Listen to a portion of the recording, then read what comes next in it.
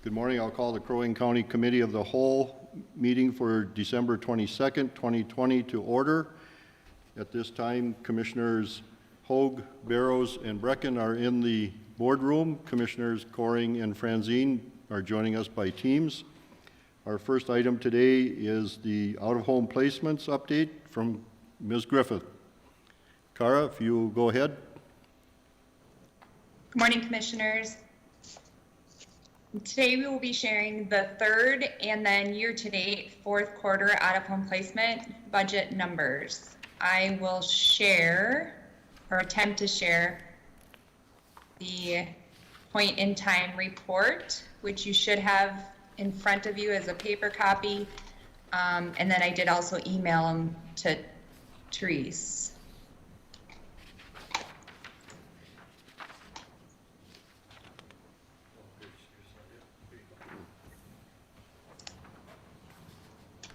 Okay, looks like the point-in-time report is up on the screen. So we continue to hold steady with 126 in youth in out-of-home placement for social services. Of significance would be the age 13 plus. We are down to 37 kids. So we had a reduction from at a peak of 53. During the third and fourth quarter, we had 7 of those youth return home and 3 were adopted, which, as you've heard me often state, that age group is the hardest to place or to have stability in their placement.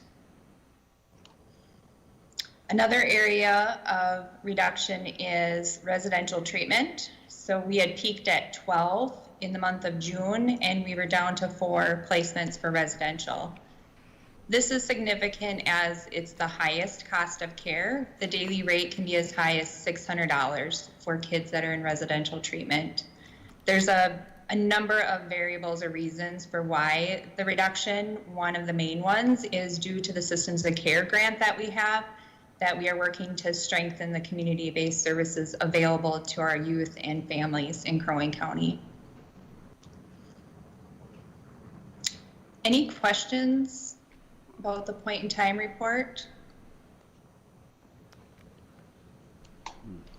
On the bottom, you'll see that we have a running total. We peaked at 195 in 2017. The unduplicated number of kids in care was 287 in 2018. And right now, year to date, we have had 200 unduplicated number of kids that have been in out-of-home placement in Crow Wing County. During the third and then year-to-date for fourth quarter, we had 28 kids that entered out-of-home placement. 17 of those were due to parent substance abuse, 7 were due to neglect, 2 physical abuse, 2 due to the child's mental health, and then we had a sibling group of 5, which the larger or more kids of a sibling group, and we want to keep the siblings together as much as possible. It's hard to find or difficult to find foster parents or a home that's able to accommodate a sibling group of 5. We also had a sibling group of 4 and 1 sibling group of 3.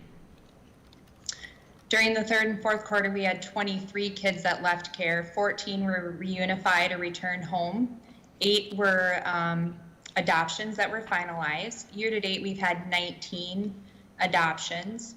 We have, I believe, 14 that are pending or in pre-adoptive status.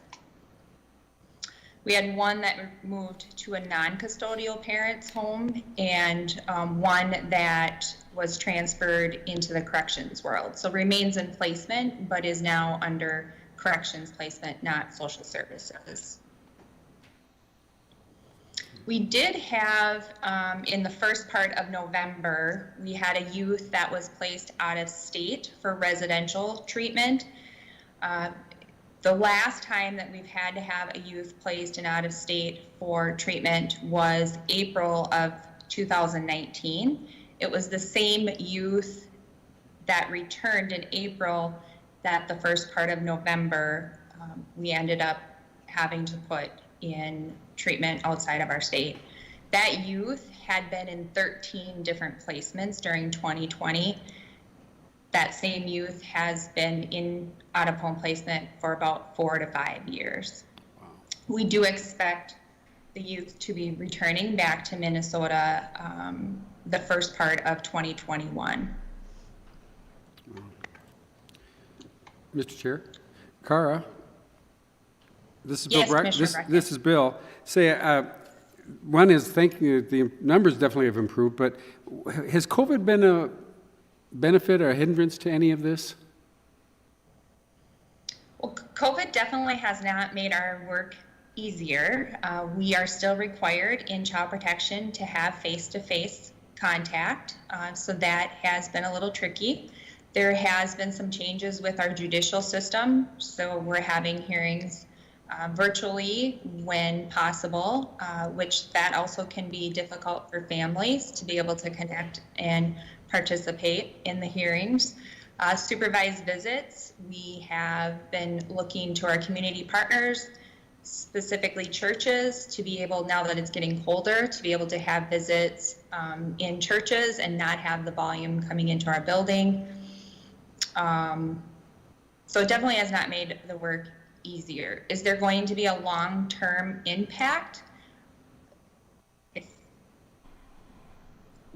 We can count that our community, when it comes to recovery after this, we will likely see an increase in mental health, chemical dependencies, economic issues that will definitely long-term impact our entire agency, child welfare and child protection. Does that answer your question, Commissioner Brecken? Yes. Cara? Tim Hool, where are we at with termination of parental rights cases, and do we have a backlog of those? We have a few that are backlogged, so to speak. When you look at our out-of-home placement report, you'll see where the numbers 2016, where the numbers started to increase in 2017 into 2018, wasn't necessarily due to new kids entering out-of-home placement. It was due to backlogs in petitions being filed, permanency hearings, adoption paperwork not getting processed as timely, and it was a number of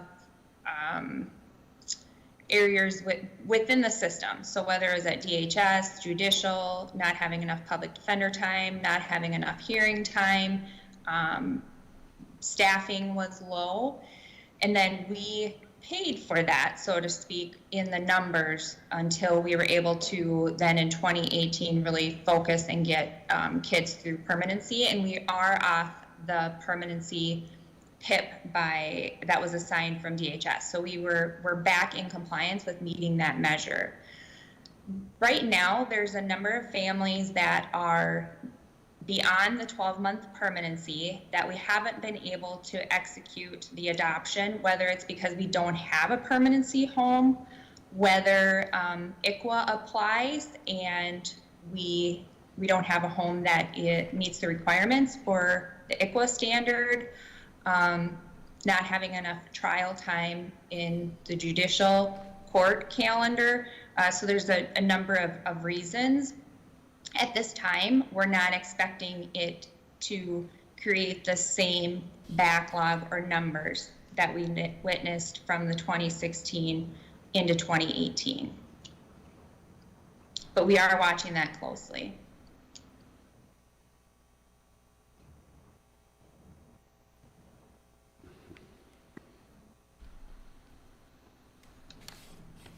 It's hard to tell if I answered the question or not. Moving on. Yes, you did. Okay. For corrections,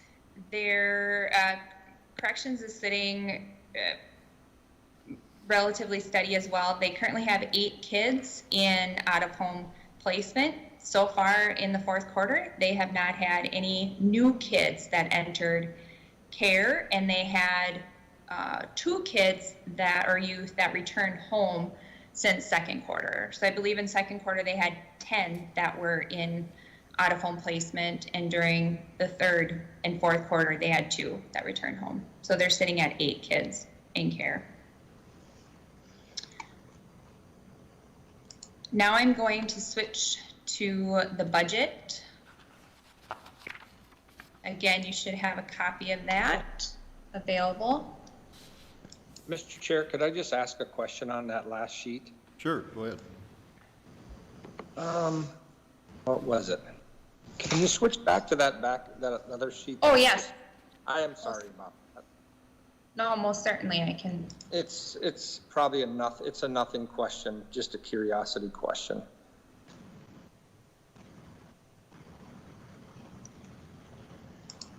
Are you able to see that now, Commissioner Corn? Yes, the question was what's the definition of trial home visit? Obviously, I think I know what that means, but can you just give me an example? Like if you place somebody in a home to try it out to see if it works, and then they would maybe stay there permanently. Is that what that means? It would be a trial home visit back to the removal home. So not so much into another foster. It would be, we still have an open CHIPS, and the parent has gotten to a place within their case plan and working with their service providers that the team and the judge determines that safety can be ensured, and the child goes back home, or the children go back home with the removal parent. We're not paying for out-of-home placement or foster care during that time. We're still very much involved. In fact, when kids are on trial home visits, so it's a very good question, Commissioner Corning. There's 9 right now. Those kids were having more frequent update or contacts in the home and monitoring whether it's substance abuse, mental health, neglect, physical abuse. We're watching that closely with the parent due to the child being back home. And if they're successful, then we reunify and we ask to have the CHIPS dismissed. Sounds good. Curious. Yep, good question. Any other questions? Commissioner Franzine? No, I don't have any. Thank you very much. Thank you. Cara, if you'll move to the budget.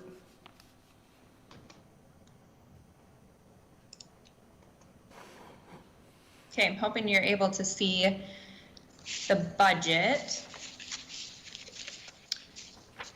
I do have Teresa Pickar on the call as well if there's a deeper dive. We're sitting comfortable with where we're at the end of the year now with our budget. Actual year-to-date spending is under approximately 1.3 million. We will be projected the net, when you go down at the bottom, the net cost right now is 2.9. We're expecting it, if we continue to trend as we are, 3.3 million will be our net cost. We are under for our revenues, and that is due to we've had a decrease in our spending. So it's a tricky balance when we put the budget together, because depending on where the expenses are decreased, it then also would decrease our 4E reimbursement or our Rule 5 and a number of other revenues that come in. So I'm not sure why the full budget is not showing here. Oh, there it is.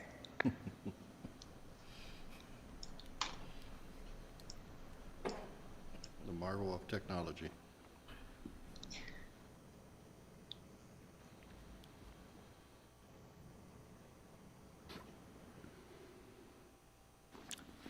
Mr. Chair? Yes. Cara, while you're looking at that, on the revenue side on the bottom, it shows that year-to-date, we were budgeting 1.36 million. We actually got 962 in for a under budget year-to-date at 405, but I'm seeing the projection for the year end to be on budget. Can you speak to that a little bit about, is that timing or what's going on there? I can speak to that, like Kara. So, Tim, over on the right under the, where it shows the 1.4 million, that's the total budget for revenue for out-of-home placement for the whole year. The 1.3 million that it's showing in the 2020 actual column is the amount of revenue that we budgeted through November. So the revenue is broke out over the 12-month period. But when I put the numbers together, I also looked at what we had kind of received. Sorry, I don't know if you guys are getting the echo or if it's just me. Just you. Okay. So I looked at revenues that came in partially through December as well. So I think for the overall year, we'll be approximately $400,000 under in revenue for the year.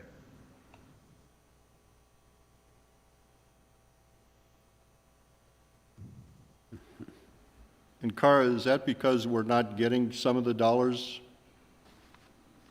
under these programs that we would normally get?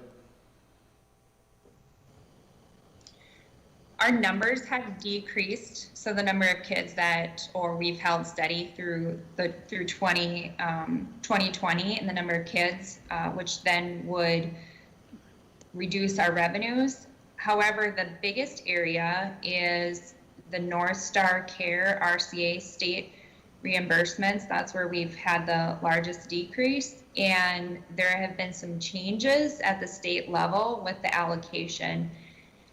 We don't have a solid understanding of how they've determined that or the changes that they've made. I believe, and Teresa can correct me, it was the second quarter fiscal update that we received from DHS putting us on notice that these changes had occurred. And I would expect that they'll continue. So the majority of that reduction would be related to those changes by DHS? With the allocation and the reimbursements, yes. You'll notice, 38,000, when our numbers were comparable to, when you go back to the point in time and you look at when our numbers were comparable of the amount of kids in care, the 2016, it was 60,000. So it's still even lower than what was expected. And my understanding too, before I was in this position, was that North Star, the state had gotten very far behind on those payments. And so over the last couple of years, they had been playing catch up as well. So there was more funding being received as they were trying to complete their reconciliations and get payments out to the counties that were owed money. So between the drop in expense as well as the reconciliation starting to taper off, I think that also contributes to the reason why the North Star Care revenues are down significantly from what we had initially budgeted.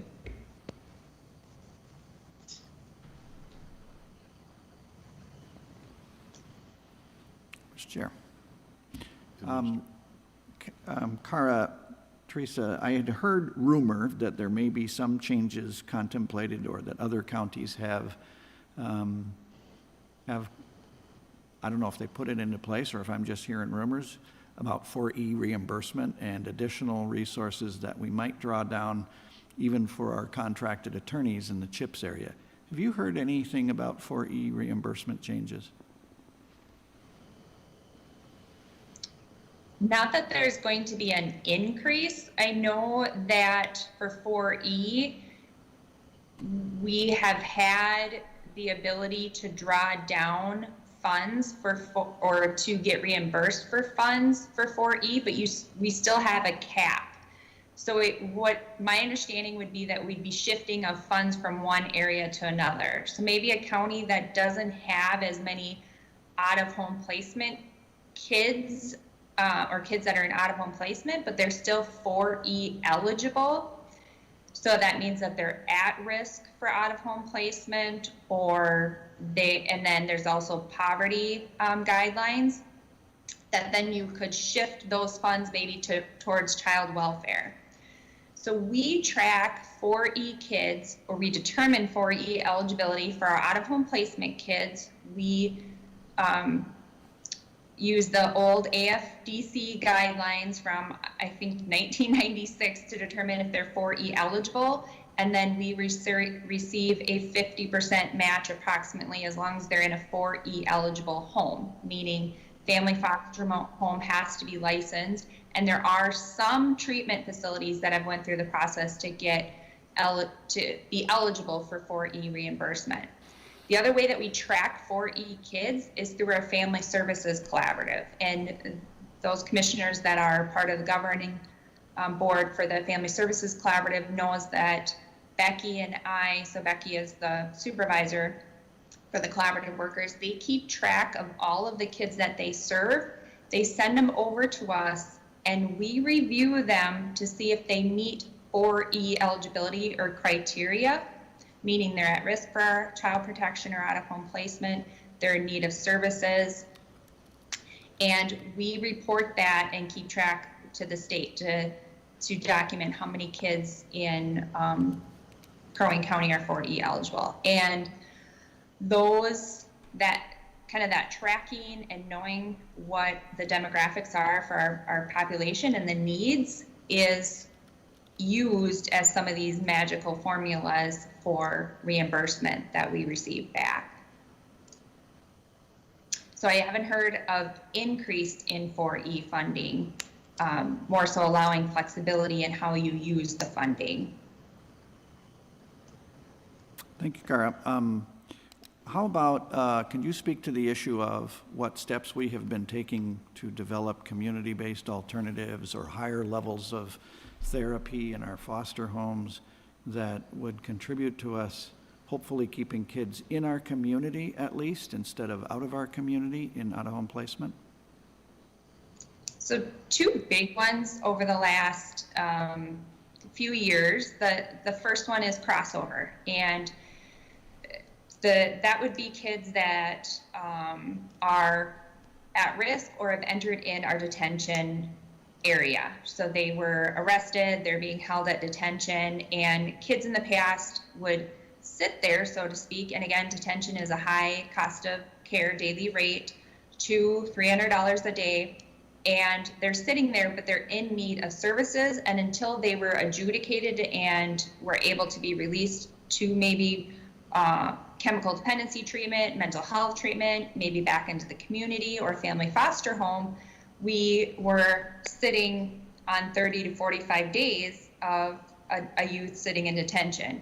We have a social worker that is now assigned, and we made that change back in 2016, 2017. Mark Barta was the social worker that we initially assigned to that work crossover. Now we have Danae Justin that is assigned to be the crossover worker. So she, as soon as a child is arrested in detention, she's hooking the family up with services. Maybe it's getting that Rule 25 completed and getting the youth out of detention and either back into the community or into other services and not just sitting, so to speak, in detention. And that has been a payoff in not only an improvement in the services for our families, but also in our out-of-home placement and budget. You'll notice that the detention line is, I believe it's 36, right under corrections.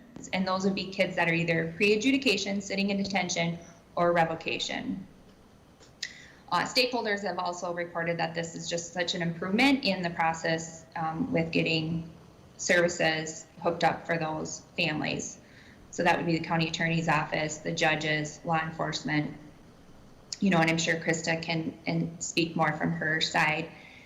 We've also had a worker dedicated to adoption, so making sure that families are moving through the system, most importantly, making sure that we have the youth though in a permanency home so that we can finalize that adoption. We have employed program specialists to work on the child welfare level, so families that are at risk for child protection, or maybe they've went through our system, but they're still needing additional support. We have program specialists assigned to go into the homes and work with those families to either keep stability or continue to get to a safer place for those families. There's just been a number of areas that the team has been working on. The most, probably the biggest, the longest one has been the three-year Systems of Care grant. That's for the children's mental health. We received a SAMHSA grant through DHS. It's the first time ever that Crow Wing County has been a recipient of the SAMHSA grant. And we have been able to pilot a version of the CIBS, Collaborative Intensive Bridging Service model. And so for youth that are at risk for residential placement, or maybe have even been in residential placement, we have a team of professionals that we've worked with between LSS and Nystrom's, that they're trained in SFT, so systemic family therapy. What it is it's very intensive in-home family work. So a little different than traditional therapy, it's really working with the whole system. So coaching the parents on helping to regulate the youth, helping the youth develop positive coping skills when they're being triggered or not able to regulate.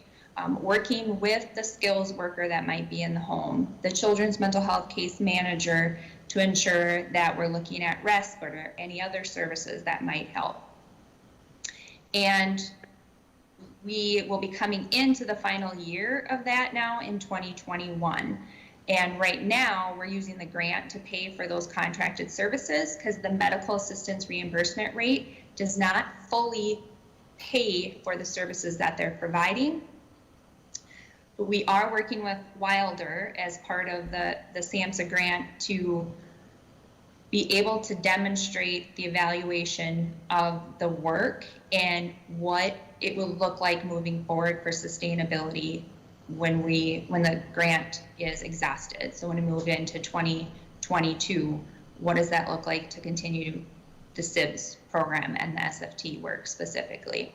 We've had really good successes with the CIBS. Very few of them have ended up going into phase 2, which phase 2 is where a youth is placed in a group home or residential placement type setting for 30 to 45 days, but then they go right back into the parent's home. That was a very long response to your question. It is a long response, and the reason is because there's a lot of activity.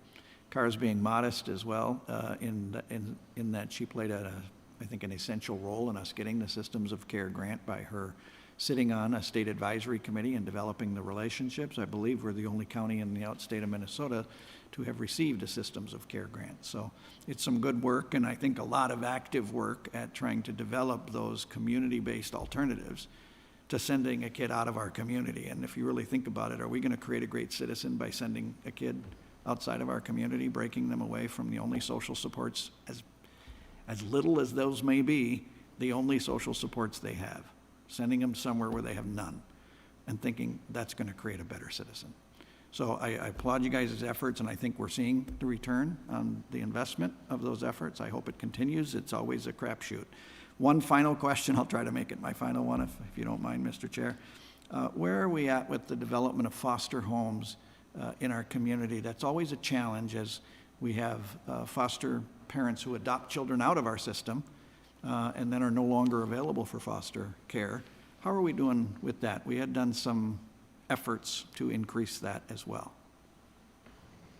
You know, we're always recruiting and looking for family foster homes. I appreciate you asking this question, Tim, and if I can just educate a little bit to the public, if anyone is maybe reading this story in the Dispatch after or happens to be watching the Cow, that, you know, there are options to becoming a family foster home. You can be just a shelter provider, which is that, you know, 30 to 45 day, you're not a permanency home. You can be a respite provider. So even not becoming fully licensed, but being a respite to maybe another family foster home or to one of the families that we're working with that doesn't have a safe, positive support system, and you can step in and be that support system. We also are in need of permanency homes. So families that are willing to adopt the youth or the siblings into their home permanently. If you reference back to the point in time report, we traditionally always look for relatives when we're looking for placement. Our relative search is exhausted before we would look to non-relative or non-kinship for placement. We have shifted slightly in that we have more placements or have been continuing to increase our number of youth that are placed in non-relatives. And I do believe that is due to the efforts, the recruiting efforts and the retention efforts of our family foster home. We still continue to do a relative search and want to make sure that we're keeping youth and kids within their own family system, their own culture, but when necessary, looking to other non-relative foster placements. And back to kind of the supporting of the foster home placements, we work really hard to retain the foster parents we have and support them, whether that's through respite, whether it's therapeutic services within the home, coaching, training, helping them to be a successful foster parent. It's good stuff, thank you. Anything else, Cara? I believe I've taken up my time. I appreciate all the questions and the support that the board has for the team and the work that we do. Thank you. Any other questions from Commissioners Coring and Franzine? No, Mr. Chairman, thank you for asking. No, and thank you. Thank Merry you. Christmas, Kara. I would only, Sorry. Cara, I would only ask one favor, and that's that these forms be included in our packet when we get them, so that the chair can have time to digest them, to look at them here, and then see if I have questions. For me, that's difficult. I like to have some time to really look at it and digest it prior to coming to the board meeting. So, small request, but it would certainly help me a lot. Most certainly, very doable. Thank you. Thank you. And thank you for your team and everything that you guys do over there. It sounds like it's an amazing job and a very difficult job, so thank you. Second on our list is Home and Community-Based Service Review by DHS. So Ms. Lewick, Ms. Heyer, and Ms. Eggstead. It's your turn. Good morning, Commissioner. Good morning, Commissioners. And yeah, thank you for allowing us to come and talk to you about our home and community-based services and the lead agency review that DHS completed. And as you said, I have Gina Hired with me today from our long-term care services. That's our over 65 population, and Trish Eggstead from our disability services, and that is our under 65 group. So we have a review done every 3 years, and I'm going to try to share my screen here now. Get there. Hopefully. 1 second. Oh, it's not showing me. Interesting.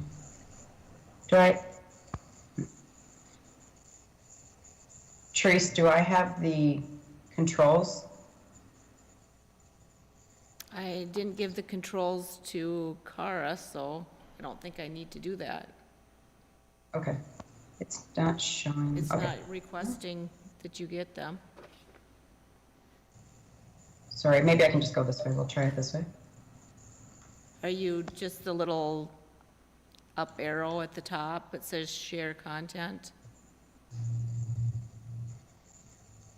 Yeah, I'm seeing, let's see, just not seeing our, oh, here we go.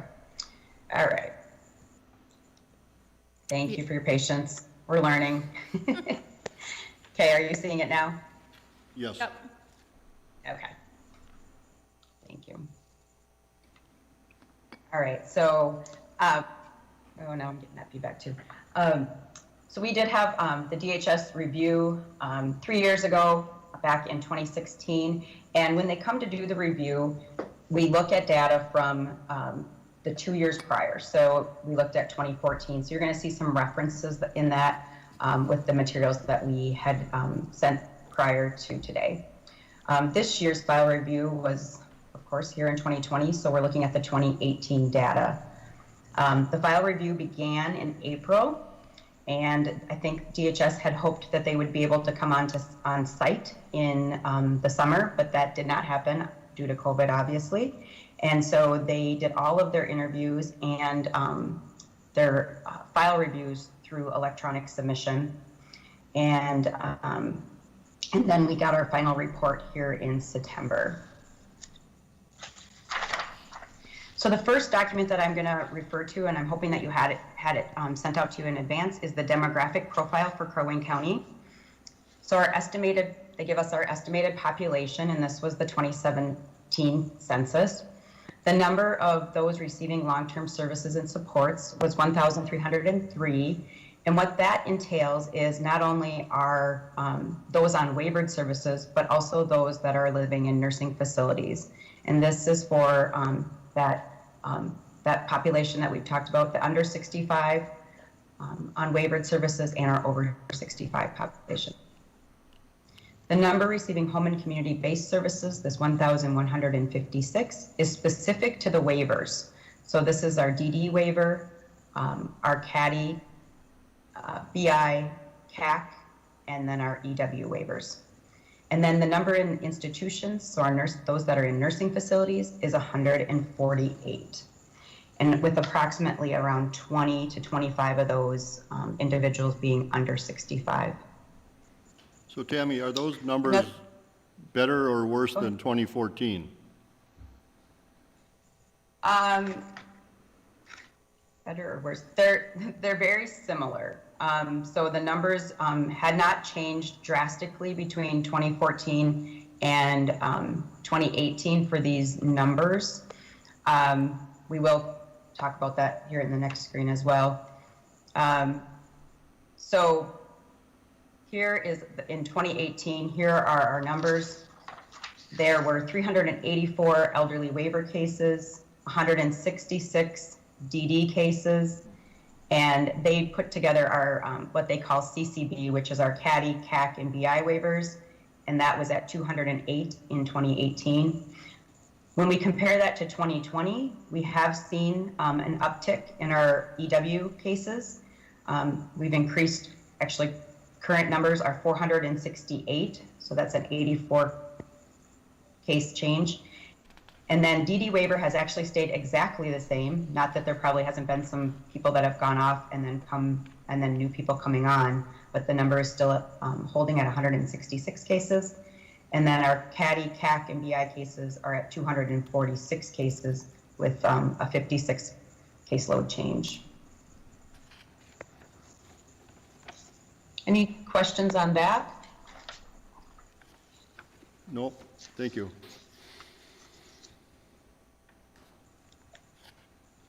So the review has 4 goals that they're looking to accomplish. Assure the compliance of counties and tribal nations in the administration of the home and community-based service programs.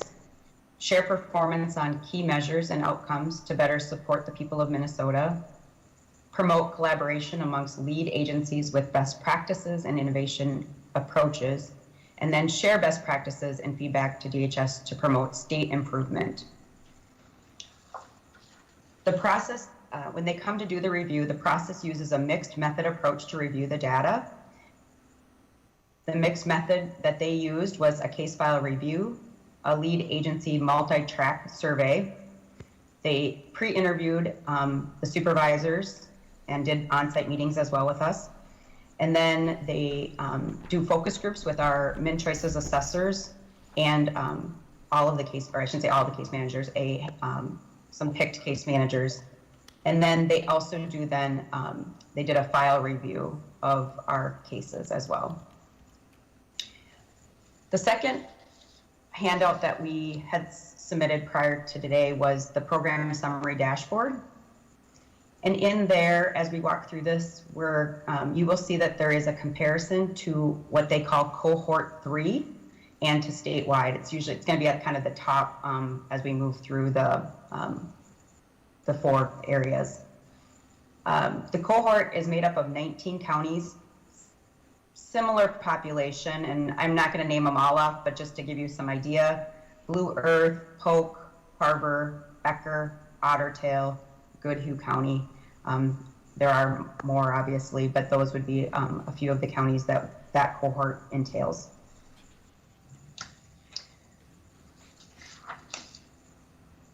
All right. So these are the 4 areas that they look at during the review. Sustainability. The hope here is that as we increase home and community-based service use, this helps ensure long-term services and supports are sustainable into the future.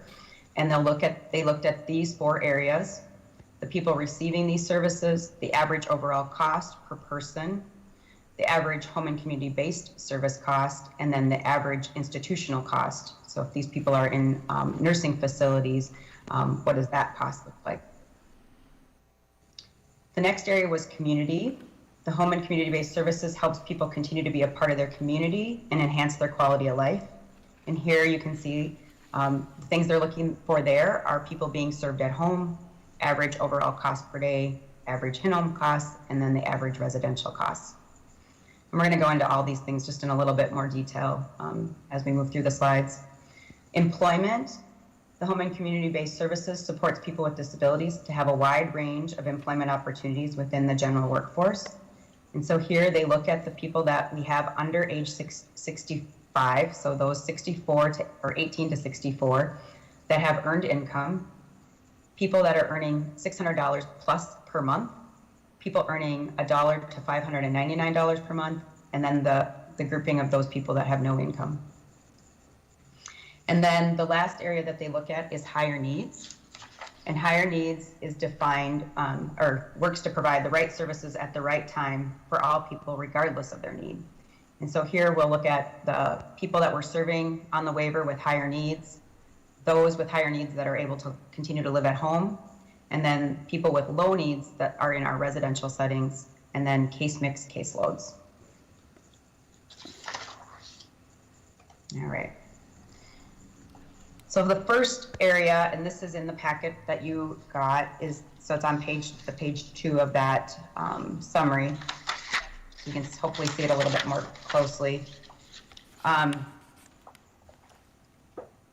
So across the top, so it's this is the sustainability performance measure.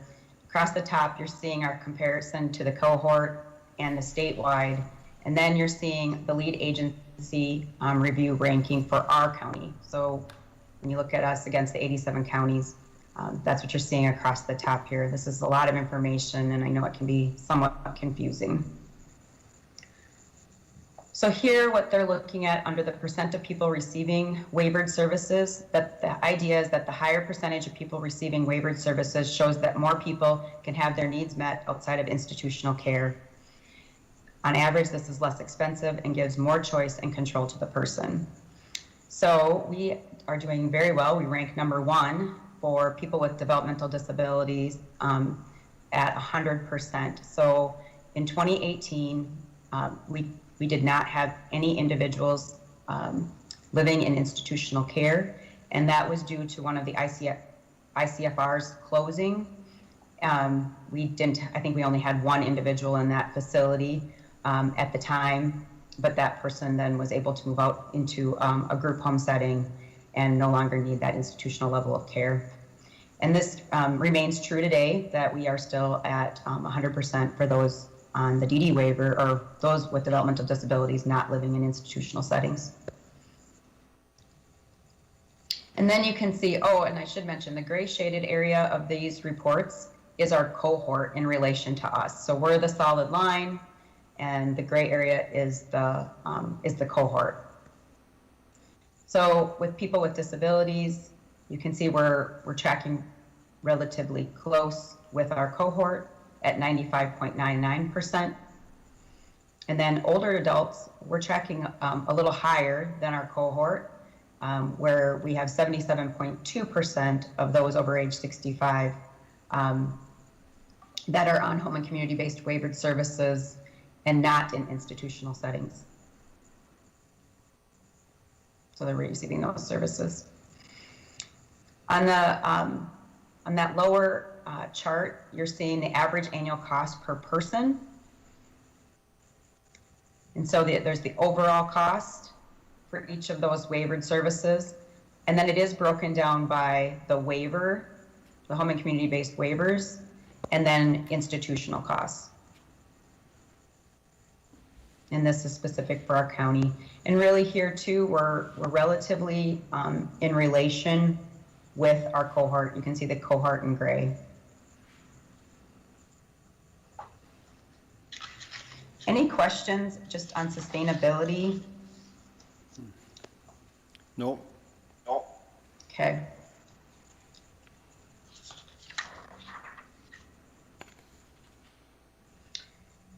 The next one is the community. And here, this is the area where we're providing, being able to serve people in their community not only is less expensive, but it also enhances the quality of life for the individuals that are being served. So here, the percent of people that are served at home, you can see for our DD waiver. Again, we're relatively in line with our cohort at 43.4%. And then people with disability waivers, we are a little lower. And we're going to talk a little bit about this in a little bit further about kind of what are some of those reasons. And then people on the elderly waiver, and here too, we're a little lower than our cohort at 39.3%. And I should say that home means your home versus a residential setting. So this isn't looking at the institutional settings here. This is, but we do have individuals that are in residential settings, and those are defined as our family and corporate foster care homes and customized living facilities. Then the average cost per day is at the bottom of this screen. So serving more people in their home or other community settings can lower the overall average cost per person. And you can see here too how we are doing in relation to our cohort.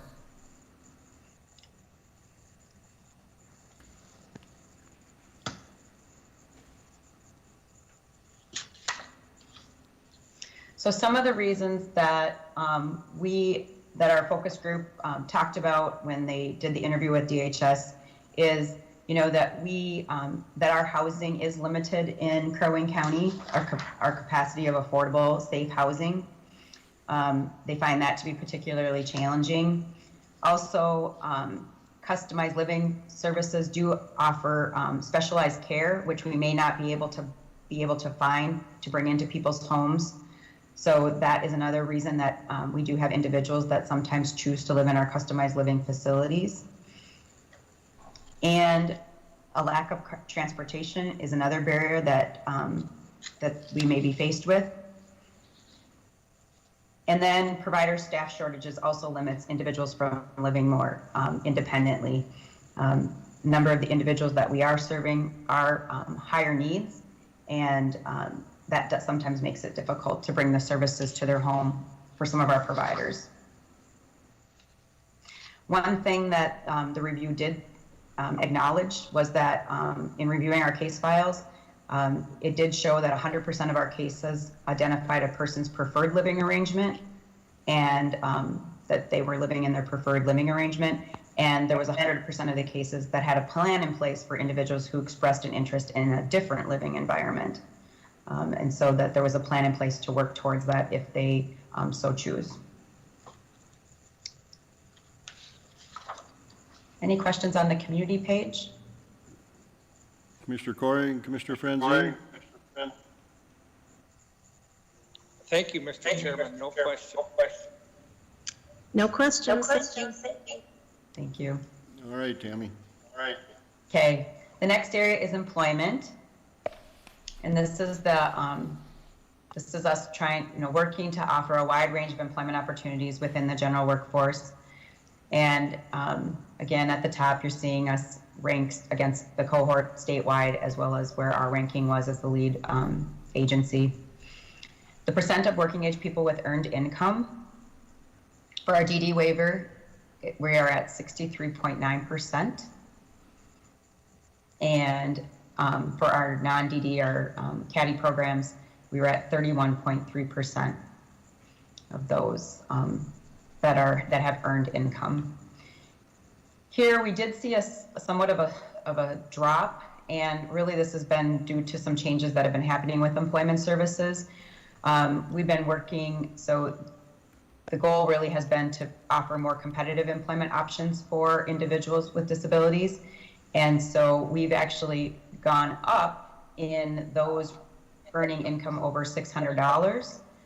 We've dropped down for the $1 to $599, and some of this is due to that there has been a reduction in center-based employment options. Sheltered employment was another name that it was called.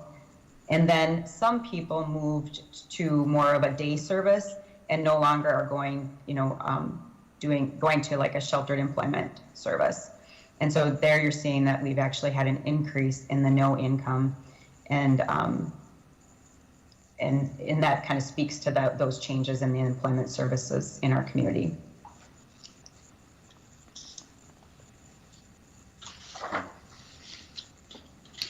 One of the things that our focus group participants reported, that some employers do not understand the types of services and supports an individual needs or how to accommodate them. Employers are sometimes uncomfortable with hiring people with disabilities, and that limits our employment opportunities for individuals being served. And then coordinating with our vocational rehabilitation services has also been challenging for the lead agency. Individuals may be waiting several months or years before finding a successful program, or they age out of finding placement. We also wanted to make mention that the COVID-19 pandemic has also interrupted employment for individuals with disability. Are there any questions on the employment measure? I can only imagine that COVID has really impacted that group, given that they work a lot in the hospitality industry and janitorial services. Yeah. Mr. Chair? Go ahead. Mr. Chair, we are getting an echo here. For some reason, you sound like Barack Obama with this echo. Does anyone have YouTube on in the background that's on the Teams meeting?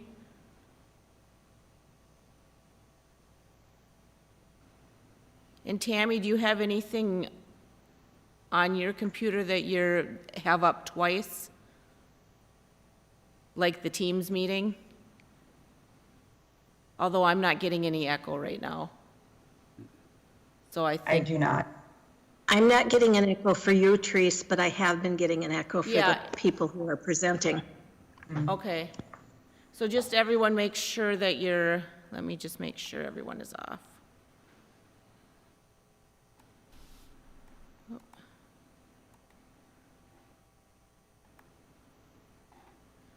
Tammy, you'll have to go ahead and unmute yourself.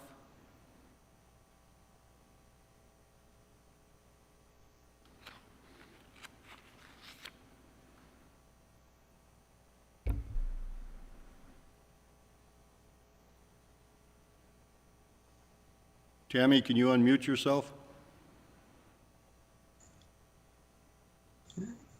Sorry. Just trying to get to the screen. I apologize. As I'm sharing the screen, I'm only seeing that screen, so I had to bring up another screen. So I apologize. Usually the echo happens if somebody has something up in the background. Like when, Yeah. Tim, what did you try to bring up another Teams meeting on his phone? And it was up in the room on the computer, so just make sure you're only watching this in one place. Otherwise, that's what brings it up. So Okay. I guess we'll go with that. Right. All right, Tammy. We're getting close. I'm sorry. Wondering if I turned down my volume, if that would help, but okay. So the last, or not really the last, but as part of the measures, the last measure that's being looked at is the higher needs.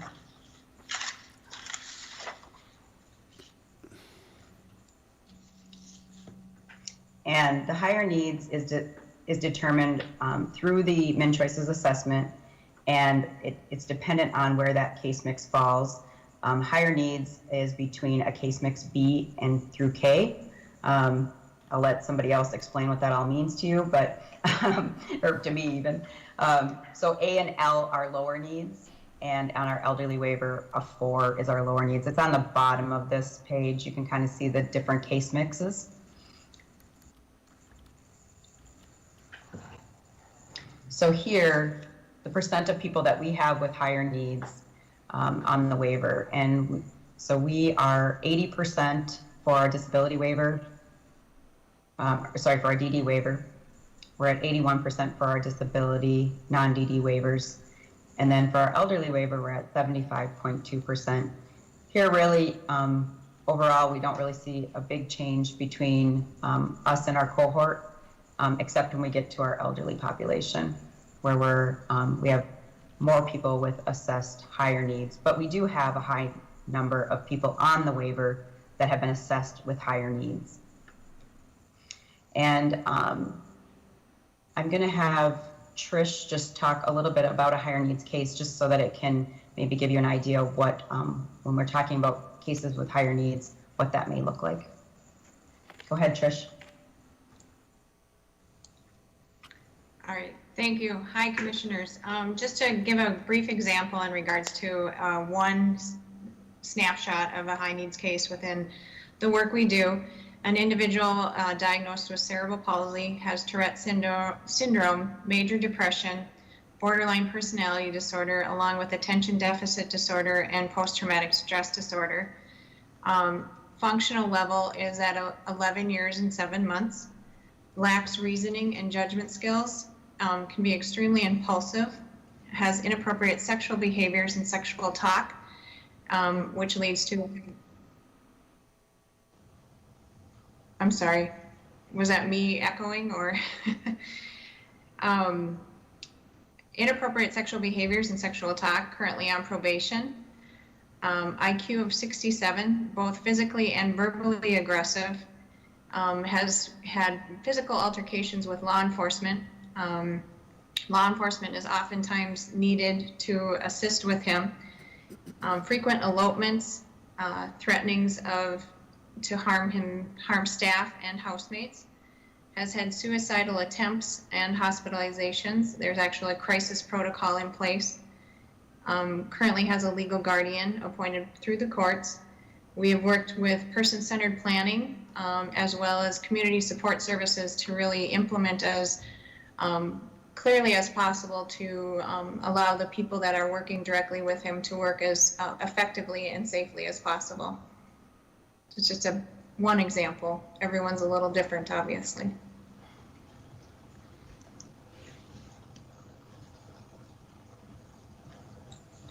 The other thing on this page, just to maybe note, is at the very bottom, you can see that our higher needs for Crow Wing County has had some change, specifically in our CAC programs and our EW programs. So our higher needs from 2014 to 2018 has increased. So we do have more individuals with complex needs on our caseloads.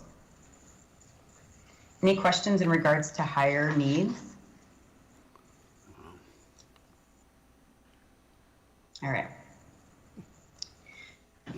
So the next page of the document that we had sent out is this County of Financial Responsibility. And so this is Crow Wing County residents. It says residents, and should, so this shows, this is, I have to remember because there's two maps here. So this shows that where all of our individuals are residing. So we have 648 individuals from Crow Wing County residing in Crow Wing County. But then you can see that if you look at Cass, we have 28 individuals from Crow Wing County in Cass County, 10 in Stearns. So this just shows you where the individuals that are Crow Wing County residents currently are residing that are on waivered services.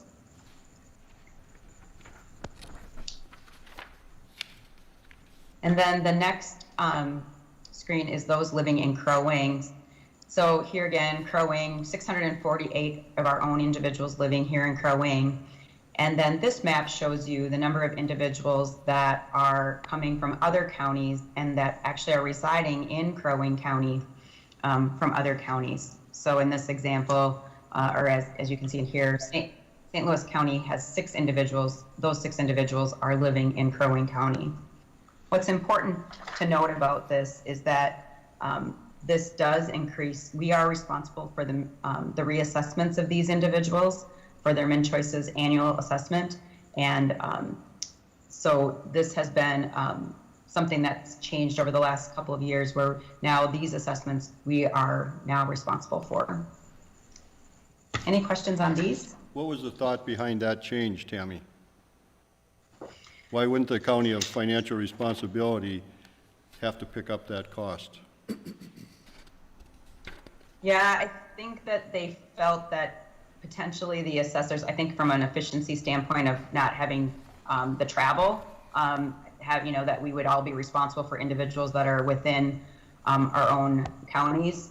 Unfortunately, there are some counties across the state that, like us, that where we have a number of adult foster care homes in our county, that, I think got a lot of this work. And we do get reimbursement through the time study for the assessment. So for all the assessments we complete, but we did have to, of course, increase our staffing to be able to accommodate these individuals. I mean, this is 149 individuals from other counties living in our county. So when you say we had to increase, one staff person for this, and you talk about being reimbursed, does it cover the cost of that employee? It's like 90% of the cost, but yeah, no, it would not cover the whole entire cost for the assessment work. Okay, thank you.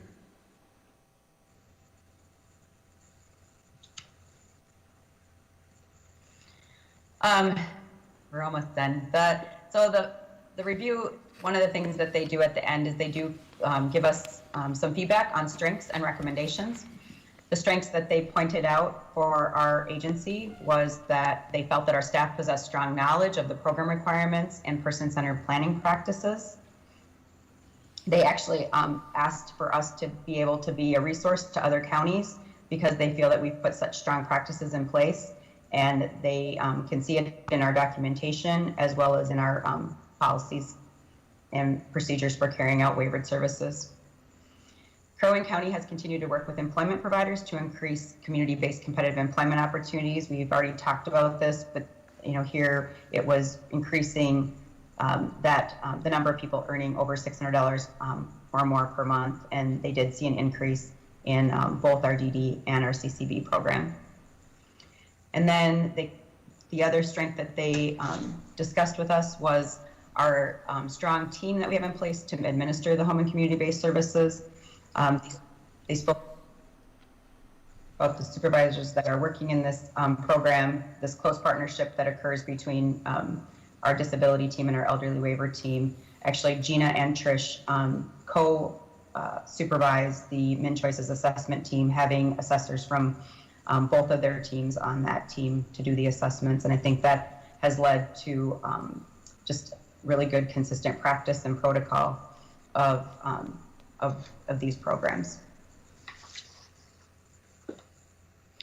Their recommendations for us were that we would consider expanding case management and assessor capacity. We've had a 53% increase in the number of assessments completed comparing year 2015 to 2019. They feel that the individuals that we're serving are higher needs, and that places increased demands on our case managers as they support these people with complex services. And so the current model that we've been practicing under is that we have an initial MnChoice's assessment team, but then once the case is given to the case managers, the case manager is responsible for the annual reassessment. And that initially, that's how we set up the model. We had been looking at this actually at the end of last year because a number of counties have been moving to changing that model and having a reassessment team. And because one of the things that we're finding is that we were leaving case management units unbilled, and we weren't able to complete all of our case management activity. So this was our plan to move in this direction, and this is on our 2021 budget to add the 2 staff so that we could meet that having the reassessment separated from our case management responsibilities. And this was supported when DHS came to do their review. They just felt that the staffing level long-term would most likely not be sustainable. And as I said, we have been, in a sense, this has been an area where we have seen the revenue, or we haven't been able to generate the revenue that we could, as well as not being able to probably meet the needs of the consumers as well either. And our caseloads are not diminishing, they are increasing. And then the develop a succession plan was planning strategy to help retain the knowledge and expertise. We are not aware that we have any upcoming retirements. I'm hoping not. But they felt that our team was very knowledgeable and had a lot of expertise, and they were advising us to make sure that we were putting together a formal succession strategy for those potential retirements in the future. And so we will be taking a look at that in 2021. But as I said, we are not aware of any departures in 2021 of these 2 teams. Any questions in regards to these areas? Commissioner Coring, Commissioner Franzine? None, thank you. No questions. Great presentation. Some of those slides are very, very detailed, but great presentation. No questions. Thanks. And Tammy, I would just like to say that, you know, as a father and of a consumer and working with Ms. Eckstead and her team, we certainly have, as a family, have appreciated the work that goes into this. And to echo what Commissioner Coring said, tremendous amount of information here given to us. And I've always appreciated the assistance and help that I get from your team over there. So thank you very much for all the hard work that you do. It's obvious that every one of these teams over there have a challenging job to do and constantly are looking for other revenue sources, which I think as commissioners we can all appreciate. But thank you very much for all the work you folks do. Thank you. And we'll just end, we'll just share, we'll have Gina share, but the importance of this work, you guys are already talking about it, and so we appreciate that, so thank you. This is a little bit of some pictures from this past year, and the picture here down in the left-hand corner is from when our staff members volunteered for the Miracle League, and we're hoping that we'll be able to get back to that in 2021, hopefully by summer, an activity like that. But I'm going to let Gina just share a little bit about some of the work we've been doing with seniors as well. Good morning. This is Gina, and I'm the long-term care program supervisor, and I wanted to talk to you a little bit about the lady on the right here of this slide holding the basket. That's Betty, and Betty is our current Crow Wing County reigning sweet treat queen. She won this title by a local competition that members of our aging coalition, including our own Paula Armagost, undertook this competition because we recognize the isolation that many of our seniors are facing during this time of COVID, and the lack of connection that they currently have with family, friends, and even their care coordinator, who now they're meeting with virtually through iPads or through an iPhone. This competition, which gave Betty the reigning title, she submitted a recipe for cherry meringue, and that submission went to the dietary department of the assisted living where she was is currently residing. We had 4 assisted livings that participated in this. Residents submitted their recipes, and then were able to vote on the recipes. And then we had a little competition between the assisted livings where the winners at each were then put into the larger competition, and Betty won. So that was kind of fun. The items in the basket there were donated from my long-term care team members, and also Crowing Energized. Another initiative we took on recently was working again with Crowing Energized, and we submitted a grant application which provided us with 20 iPads. Those 20 iPads were distributed to the local assisted livings and nursing facilities, again, to combat isolation and assist in connecting not only our care coordinators with the residents that we serve, but also connecting residents, again, with family and friends. Those were 2 of the big initiatives. And yesterday, I was happy to be a part of the Be a Santa to a Senior package delivery. Be a Santa to a Senior is hosted by our local Home Instead. We partnered with them this year to help keep this program growing. This year, Deb Cranny and the Home Instead team actually moved locations in December.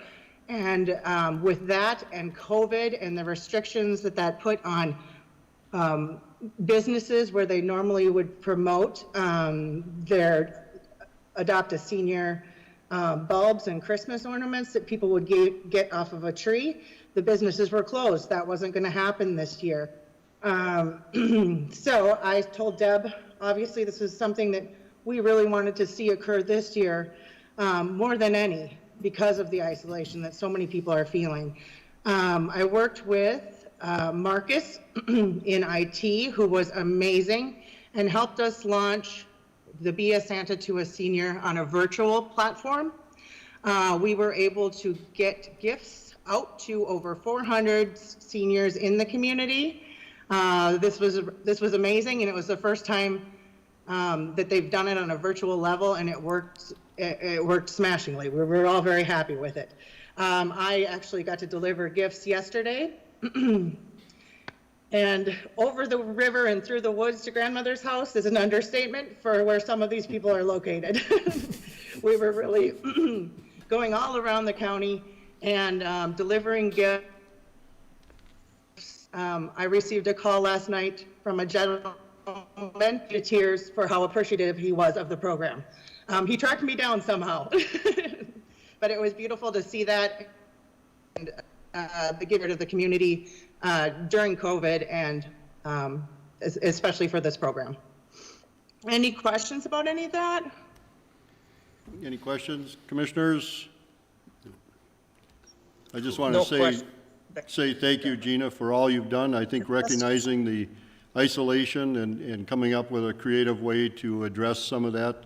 I know I have a mother that lives in an assisted living, and I haven't seen her other than to hand some things through the door, but not to have a sit-down conversation.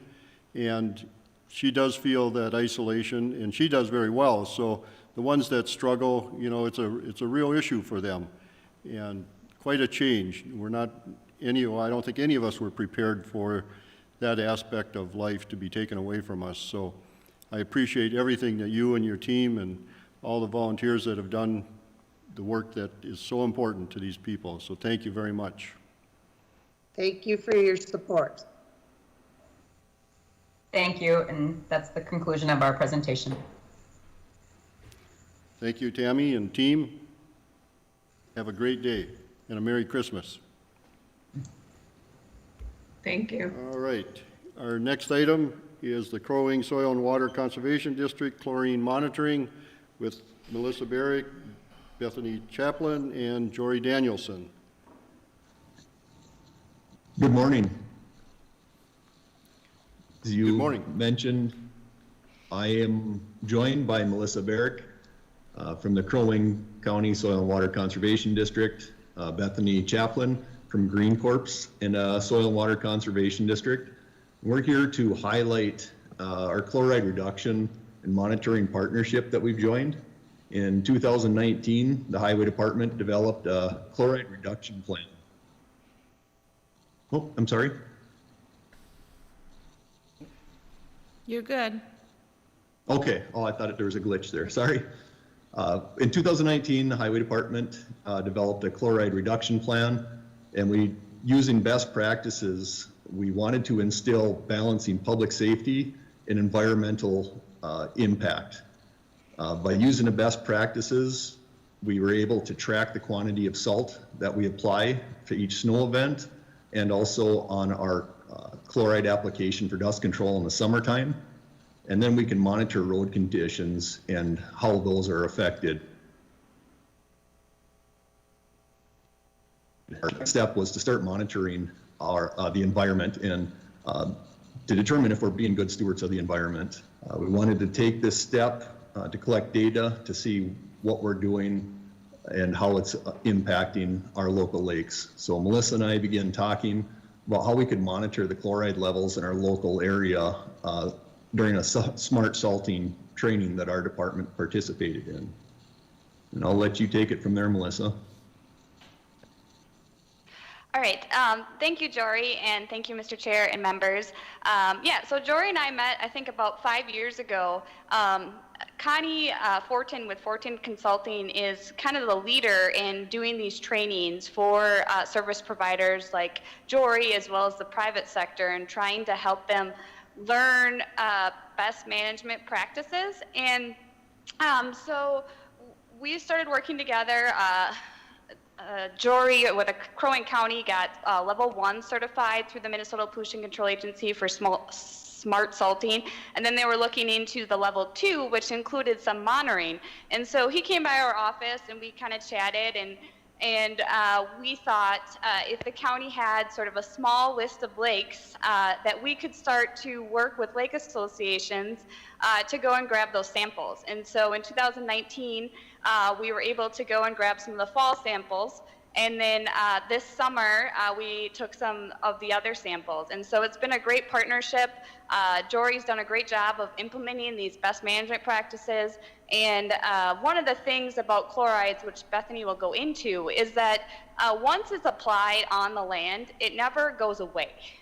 So it stays in our water, and it continues to either travel or stay put. And so that's why this monitoring is really important, as well as from a statewide effort. The monitoring, there's been a lot of monitoring done in the Twin Cities Metro, but not so much outstate. And so the state is really looking forward to us doing this partnership so they can gather some additional data and have a better perspective of this issue statewide. Again, in the Metro, it's a huge deal. Up here, you know, we haven't really monitored it to know if we're actually meeting that standard that the state has set out or not. And so this has been a great partnership. Jory has done a great job.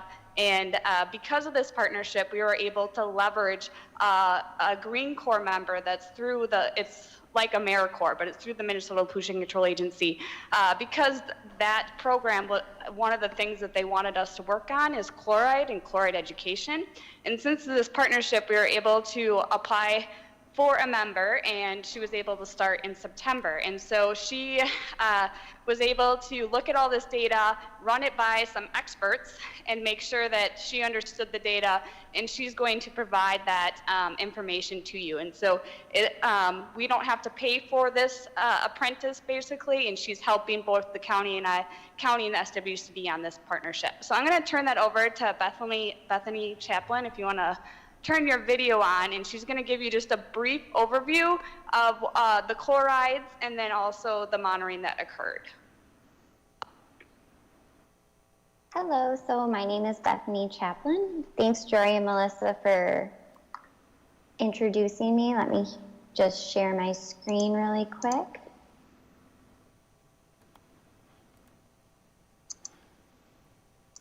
Give me 1 second.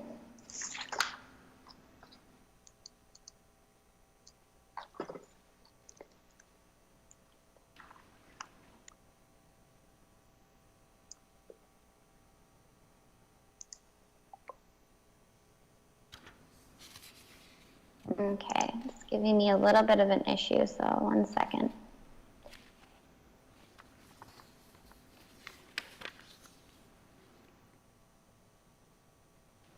Melissa, do you have a copy of my presentation to share? It's looking like it doesn't want me to share my screen.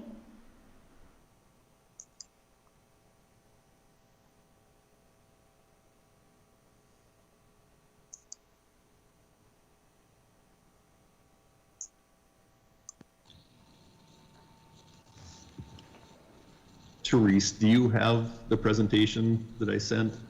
I do. Thank you.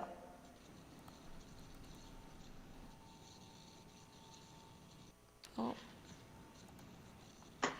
Someone else Can you pulled see it the up. presentation now? Yeah. Yes, thank you.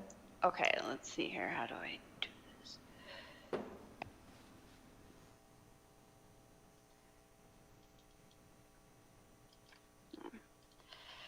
Oopsies. Okay. Thanks for your guys' patience. So my presentation is called Chloride Monitoring and Reduction, a partnership with the Crow Wing County Highway Department.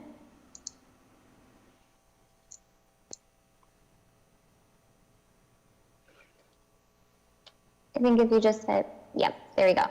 Okay, so chloride is a naturally occurring element. Common chlorides include sodium chloride, magnesium chloride, and potassium chloride. Chloride is a permanent pollutant, so 1 teaspoon of salt or chloride will permanently pollute 5 gallons of water. And the only way to remove chloride is through a treatment called reverse osmosis, which is very expensive, and in the end, you will still end up with a waste product you need to dispose of. So the standards include 230 milligrams per liter for chronic pollution and 860 milligrams per liter for acute events. So a stream, lake, or wetland is impaired by chloride if 2 or more samples exceed that 230 milligrams per liter within a 3-year period, or if 1 sample exceeds that 860 milligrams per liter. And currently 50 waters are impaired with chloride being identified as the primary pollutant or stressor from the 2018 impaired waters list. Common chloride sources include road salt, water softeners, fertilizer, manure, and dust suppressants. And de-icing salts contributed to 42% of the annual chloride contributions from major non-point and point sources. So you can go to the next slide. So chloride disrupts lake mixing because those heavy salts sink to the bottom of the lake and make it so that it is too heavy to overturn and replenish oxygen and nutrients throughout the lake.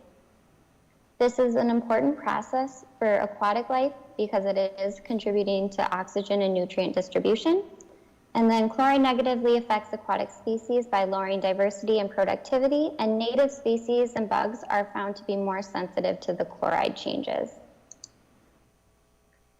So Minnesota chloride conditions. So Minnesota has over 11,000 lakes and 92,000 miles of rivers and streams. Annually, over 400,000 tons of road salt are applied each year in Minnesota, and the University of Minnesota found that 78% of salt applied in the Twin Cities metro area for winter maintenance was either transported to groundwater or remains in local lake or wetlands. So this figure shows the high and impaired risk lakes, wetlands, and streams throughout the state.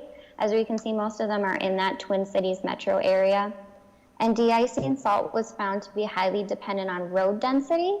So median winter chloride concentrations appear to increase with road densities greater than 18%. So that's that purple area. So we can see that we don't have a lot of chloride condition studies in northern Minnesota. So that brings us to our project. So it's a collaboration with the Crow Wing County Highway Department to monitor chloride levels to ensure that snow and ice removal efforts are not rapidly contributing to chloride levels. We chose monitoring sites on lakes that were deep and close to the highway because, again, that chlorides will sink to the deeper pockets of the lake. And then we will monitor these sites in the spring, summer, and fall. So when we go out to monitor, we bring a couple different pieces of equipment. So the first one on the top left is going to be that YSI multi-parameter sonde. So that measures pH, temperature, conductivity, and dissolved oxygen. And then the top right is that Van Dorn bottle, so that's what's actually grabbing our water samples to test for chloride. So we will do that 1 meter below the surface and then 1 meter off the bottom of the lake. And then the Secchi disc on the bottom right is going to be used to measure water clarity and depth. So our study lakes include Big Trout, Cross, Ross, Pelican, Rabbit, Edward, Rock, Gilbert, Noke, and Upper South Long. And so far we've been able to study 7 out of those 10 lakes. Bethany, this is Commissioner Barrows. One quick question. You said 1 meter off the bottom of a lake, and we know the lake bottoms are not flat. How do you determine that spot?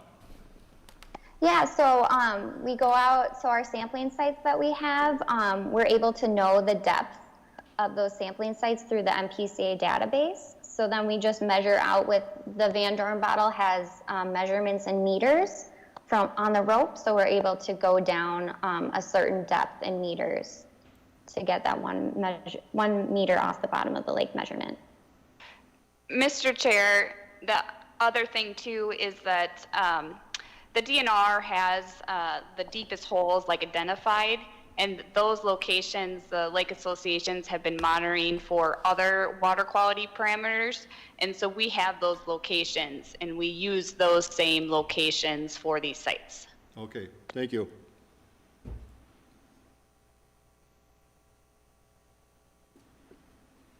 So the first lake I'm going to talk about is Cross Lake, and you can see the sampling site is up at the top. So Cross Lake is 1,813 acres and has a max depth of 84 feet. The Pine River flows in and out of this, and it has 2 inlets and 1 outlet, and is part of the Whitefish chain of lakes. The major county roads that are around this lake are County Road 3, County Road 16, and County Road 66. So these are our results that we've taken so far. We've been able to go out in 2019 and in 2020, spring and fall. So far the average overall concentration for chloride readings is around 3.67 milligrams per liter. And then our next study lake is Gilbert Lake. So it's a bit smaller, it's only 397 acres and has a max depth of 45 feet, and it has 1 inlet and no outlets, and the major county roads are County Road 3 and County Road 20. And then our results, we were able to go out in the fall of 2019 and then the spring and the fall of 2020. And our average overall concentrations are 13.36 milligrams per liter. And then Rabbit Lake, so it is 535 acres on the west bay and 667 acres on the east bay, and the max depth is 50 feet for the west bay and 337 feet for the east bay. It has 3 inlets and 1 outlets, and the major county roads around Rabbit Lake include County Road 30, County Road 31, and Highway 6. So then the average overall concentration for Rabbit Lake is around 5.48 milligrams per liter. And then the final lake I'll talk about today is Upper South Long. So it is 795 acres. It has a max depth of 47 feet, and it has 4 inlets and 1 outlet. And the major county roads include County Road 24 and County Road 23. And the average overall concentrations for our study sites are 4.04 milligrams per liter. So this is a summary of the top and bottom chloride sample readings for all of the 7 lakes that we've been to. So we would like to continue monitoring efforts in the future to gather more data. None of these lakes are impaired. Remember, we have that standard of 230 milligrams per liter for chronic pollution. The MPCA is currently looking at a goal of under 100 milligrams per liter, because that's when they're starting to see the aquatic life be impacted by those chloride levels. And then we also are seeing that sometimes the chloride levels are higher on the top samples compared to the bottom, so that shows us that the lakes are able to mix and they are distributing the chloride throughout the water column.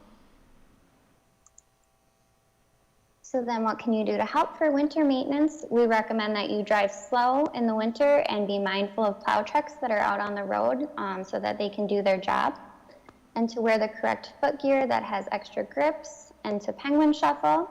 to always shovel first before applying road salt, and to be smart about salting. It's always recommended to use a handheld salt spreader so you're not getting clumps of salt. And then to use less than 4 pounds of salt per 1,000 square feet. And 1 pound of salt is approximately a heaping 12-ounce coffee mug. And then most salt, that's NaCl, does not work below 15 degrees Fahrenheit, and to sweep up extra salt that you don't use. So one thing that we're promoting is the Isaac Walton League of America partnership. So it encourages citizens in Minnesota to monitor chloride levels in their stream, lakes, and wetlands to help advocate for smarter salt use in their communities. The free Salt Watch test kit includes 4 chloride test strips and an instructional card. And you can sign up on their website to get a kit delivered to your house. And then we're going to also have some at the Soil and Water Conservation District as well to distribute. And then to highlight the smart salting by the MPCA, they have a couple different varieties of training. They have the property management training, the level 1 training for roads, parking lots, and sidewalks, and then the level 2 training. And like Melissa and Jory mentioned, the Crow Wing County Highway Department is currently level 1 and 2 certified. And then the smart salting classes that were hosted in Crow Wing County, these are just the last couple years. So in 2020, we were able to host an online property management class, and that had 17 attendees. And in 2019, we hosted a roads, parking lot, and sidewalk class, and that had 30 attendees, and that was hosted at the City of Baxter City Hall. And then in 2018, we hosted a roads class, and that had 40 attendees, and that was hosted with the Crow Wing County Highway Department.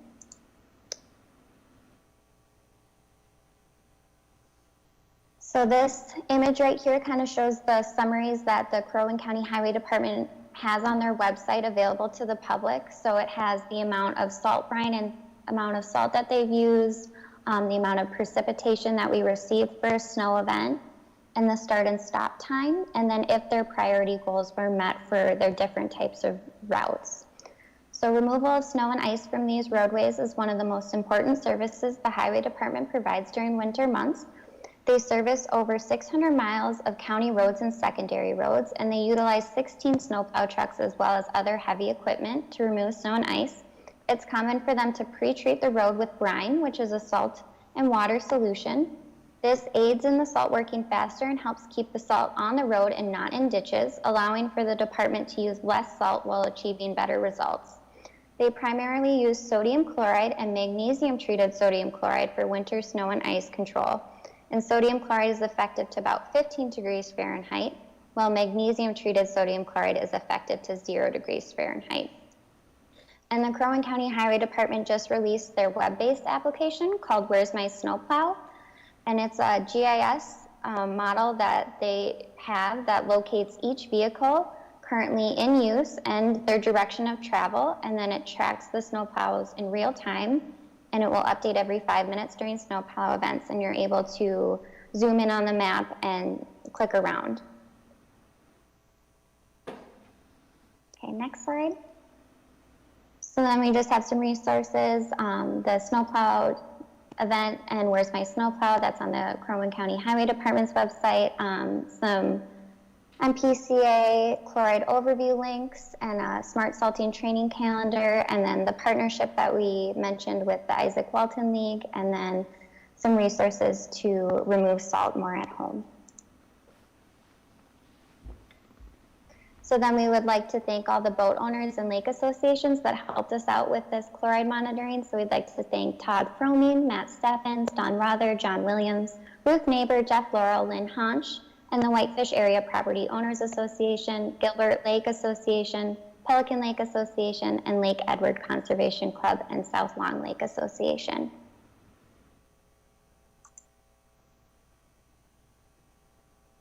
And that's the end of my presentations. Do you guys have any questions? Any questions, Commissioner Coring, Commissioner Franzine? Mr. Chairman, no questions. Another very thorough and detailed presentation, no doubt about it. But no question. Thank you. Commissioner Franzine?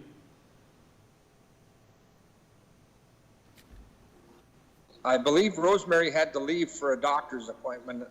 I shouldn't have said that, but she left for an appointment at 11 o'clock. Sorry Okay, about that. thank you. Any no questions here? Thank you very much, Bethany, for that presentation. We appreciate it. Melissa and Jory, thank you very much. I think we'll move on. Thank you so much. Thank you.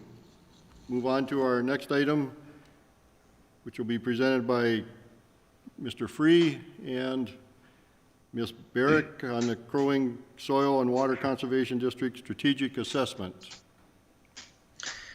Okay. Well, good morning, Mr. Chair and members of the board. Again, I'm Jake Free, one of the environmental services supervisors here with Land Services.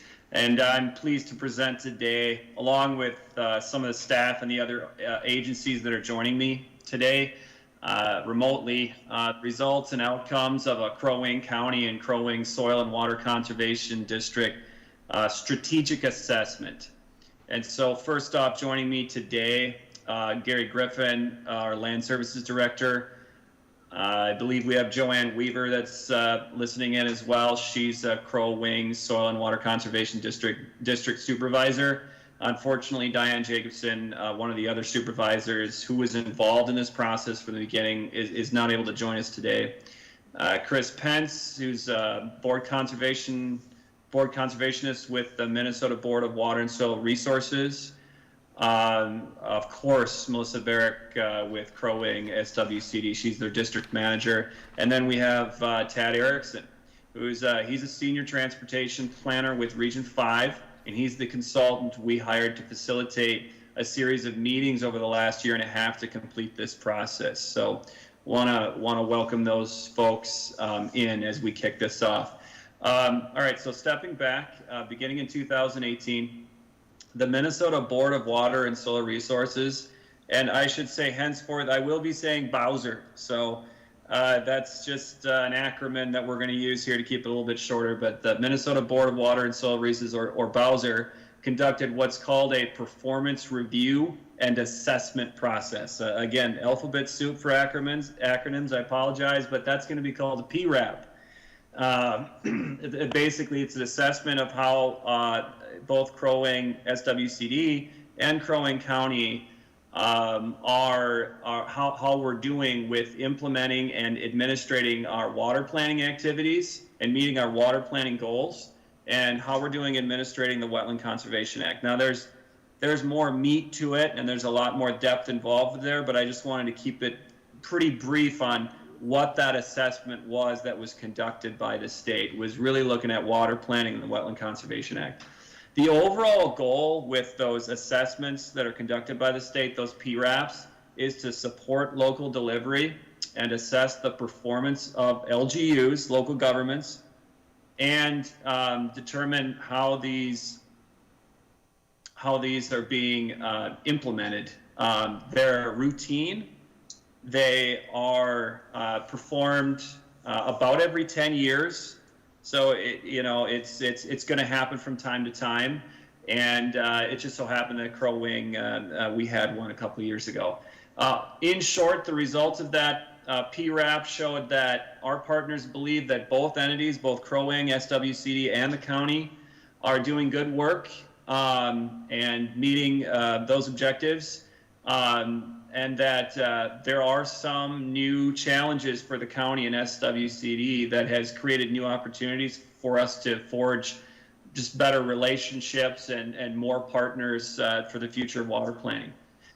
There was one joint recommendation that came out of that assessment that we're really going to dive in today as part of today's kind of wrap up, and that was to conduct a strategic assessment of the organizational capacity of Land Services and the SWCD to determine the appropriate division of responsibility and funding for programs such as water planning and the Wetland Conservation Act.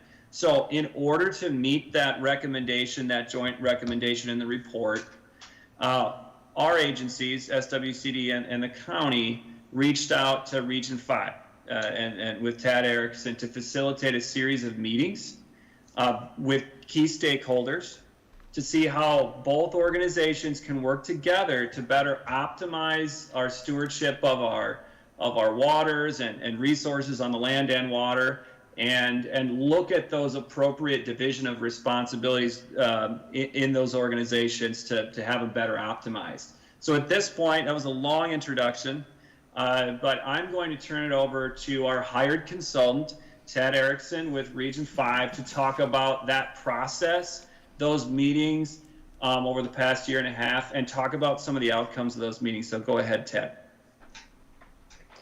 All right, thank you, Jake. Thanks for the great setup. Hello, commissioners. As Jake mentioned, my name is Tad Erickson, and I'm a planner with the Region 5 Development Commission. And as Jake mentioned, I think it was 2018, early 2019 that Bowser administered that PRAP. And, there was a really positive report. I think there was 14 commendations that came out of the report for both the county and the Soil Water Conservation District. So in addition to those positive commendations, there was 3 joint recommendations, as Jake just mentioned. I won't go through reading that again, but to that end, in beginning to address joint recommendation number 3, the SWCD and the county reached out to Region 5 to facilitate a series of 5 to 6 strategic assessment meetings. So what we did is initially we began to put together a strategic assessment group, and consisting of both board members from both organizations, the SWCD and the county, as well as staff from both those organizations, and then as well as a representative from Bowser as well. Going through, as Jake mentioned, throughout the year 2020, we met, I think it was actually 6 times. Initially, I was thinking we set out to meet 5. We ended up meeting 6 times. We started by asking questions. We really wanted to drill down on what are the issues, what are the barriers that both organizations are facing as they seek to conserve soil and water conservation. And we spent a lot of time identifying those issues, identifying those barriers. Another goal that we wanted to do was to potentially identify any areas of potential duplication, and so we could streamline services. And so again, to that end, we identified issues, we identified barriers, we began to develop a shared vision that both organizations had throughout the series of meetings. From there, we began to develop a table that identified the statutory roles and responsibilities, again, for both organizations. And that kind of brings us to some of the outcomes. So we began, again, by identifying those issues and barriers in the earlier meetings. We actually spent a considerable amount of time doing that. And then in the later 2 or 3 meetings, we began to develop some of the solutions and some of the recommendations. We are putting together a final report that'll lay all of this out, and we'll be presenting that at the board meeting, at future board meetings. But just to summarize, some of the outcomes is a table that identifies and separates the statutory roles and responsibilities of both organizations. And then we put together a list from the discussions that came out of these meetings of other areas of collaboration that both organizations, through their shared vision, see as areas where they could enhance and continue to promote soil and water conservation. And so we also have a table that I think Jake and Melissa will be talking about a little bit further, areas of collaboration. And then the third item is a recommendation of developing a memorandum of understanding to formalize the vision and the working relationship between the 2 organizations. So again, really the 3 outcomes are the table that identifies the statutory roles and responsibilities for both organizations, potential areas of collaboration going forward, and then formalizing and developing a memorandum of understanding. So I'll leave it there. Jake and Melissa, I think you wanted to talk a little bit about those areas and the MOU. So I'll turn it back to Jake, it looks like. Yeah, absolutely. Thanks, Ted, for introducing that and kind of scoping that out. What I'm going to do now is I'm going to try and share my screen a bit here. Try to pull up our partnership.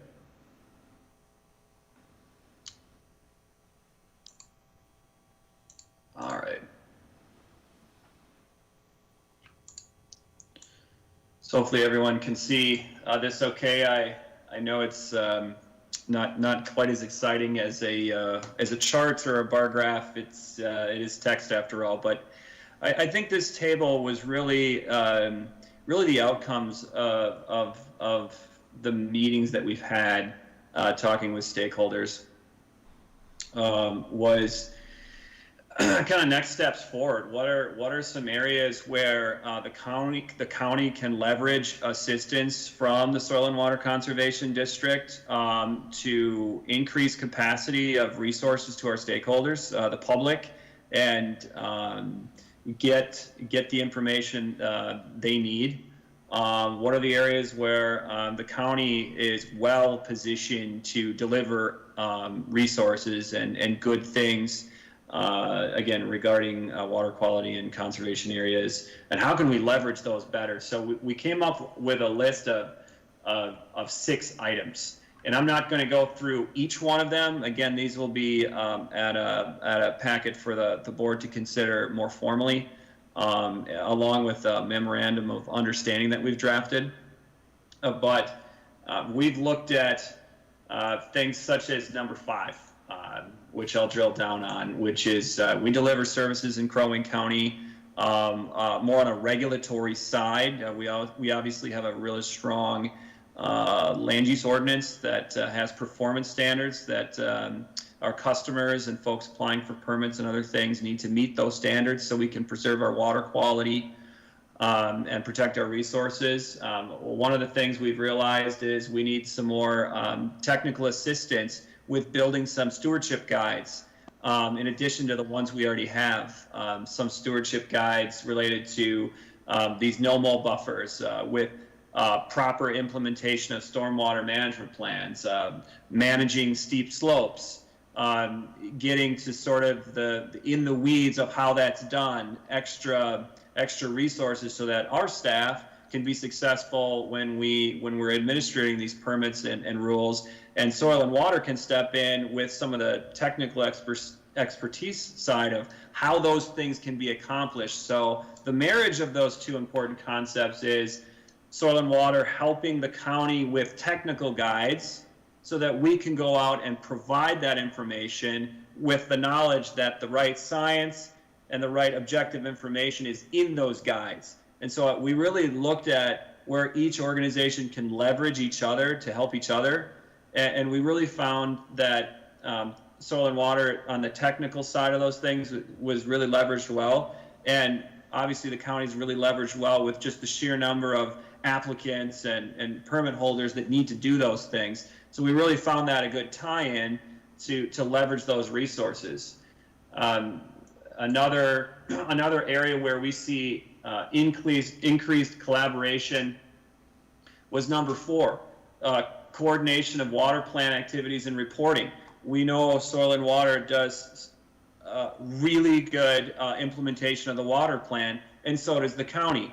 As we keep going down the road of these, what we call one watershed, one plans, which essentially dissolves a little bit some of these political boundaries between counties and looks at the watershed as a whole, we're going to need to have standardized reports, a collection point where agencies can put what they're doing each year or each quarter in regards to the water plan and have that be a shared vision or presentation amongst all agencies. So we looked at Soil and Water being a collection point for that information and coming up with one report rather than these separate reports which meet the same vision. So there are a number of different areas, again, identified in this outline where we're going to increase collaboration. There's some areas where, for example, I'll just take one and I'll be brief. We offer nitrate testing services free of charge to the public.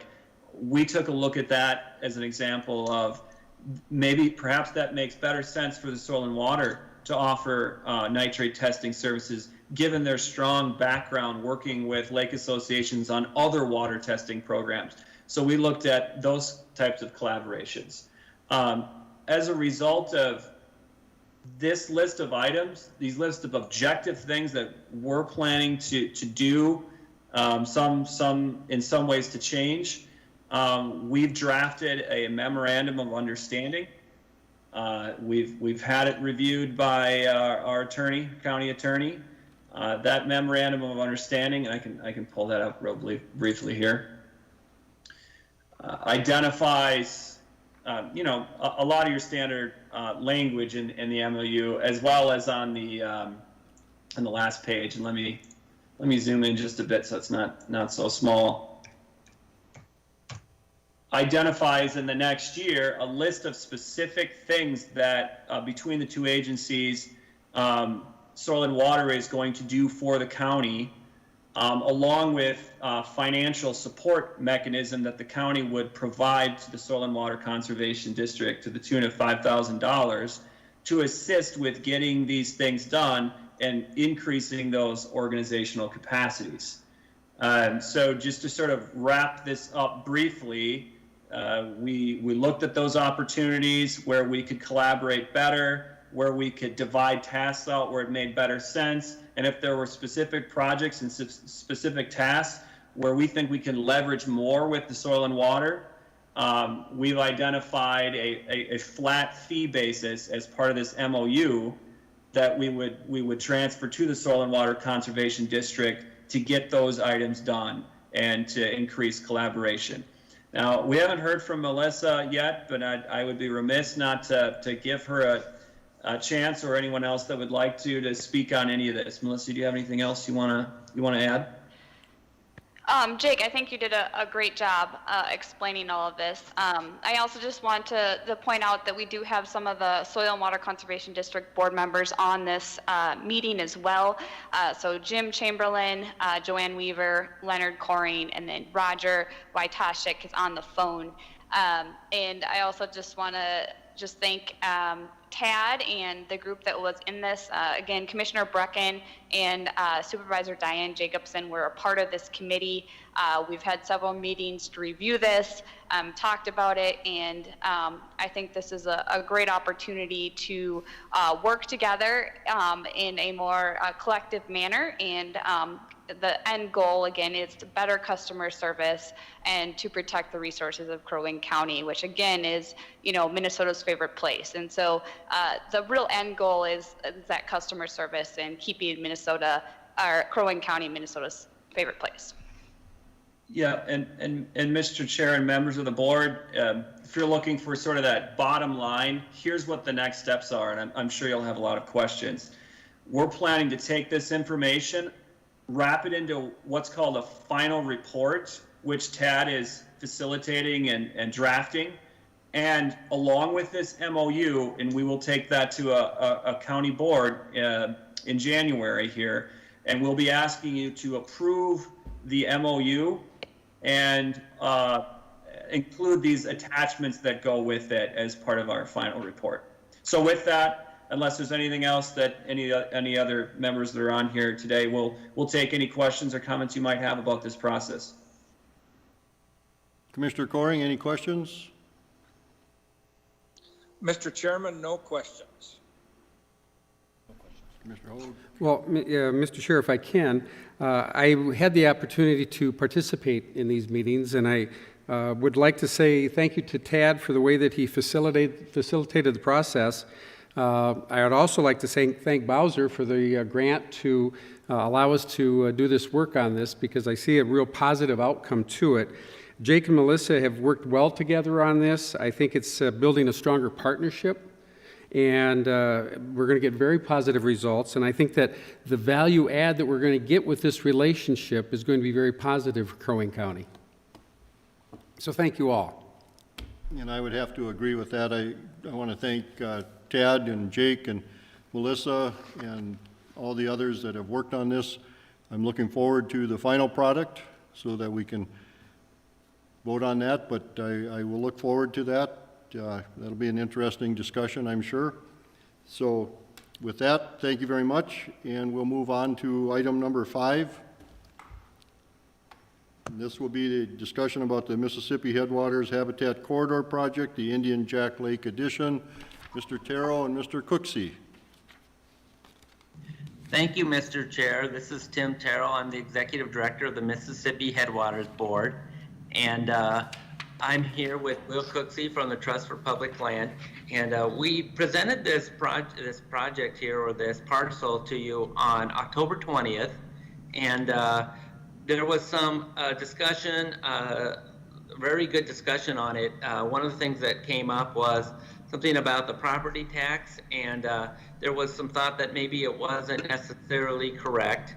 And so we went, so there was no vote at that time, and, or excuse me, not necessarily no vote, no consensus to move forward because of that one issue. So we basically talked with county staff, and that day we got recognition or confirmation from the county staff that the property tax valuation was correct. I want to thank Crow Wing staff for working and doing such a diligent and very customer service friendly and quick response.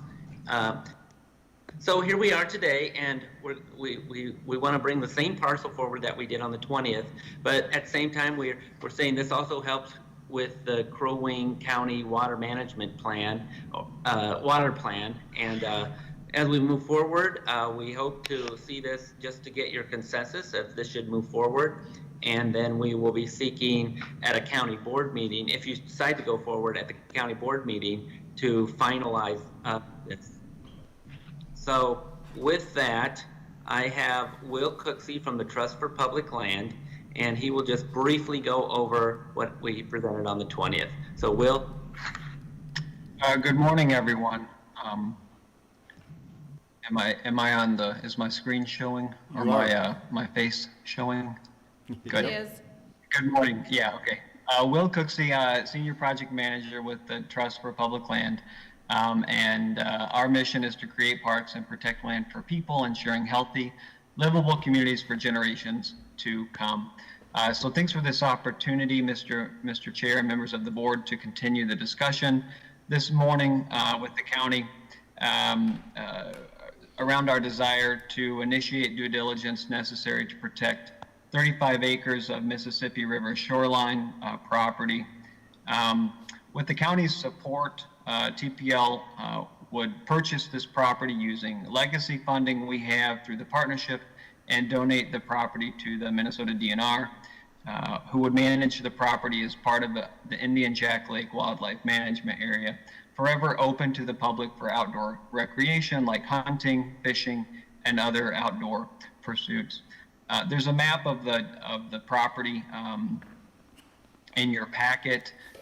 Just a reminder, the property is located along the Mississippi River in Perry Township, roughly 5 miles north of Crosby on County Road 11, just east of the Highway 6 intersection. The property's attributes are, again, approximately 35 acres. If it were to become public, it would make accessible over half mile of river frontage, as well as excellent connectivity to Indian Jack Lake Wildlife Management Area.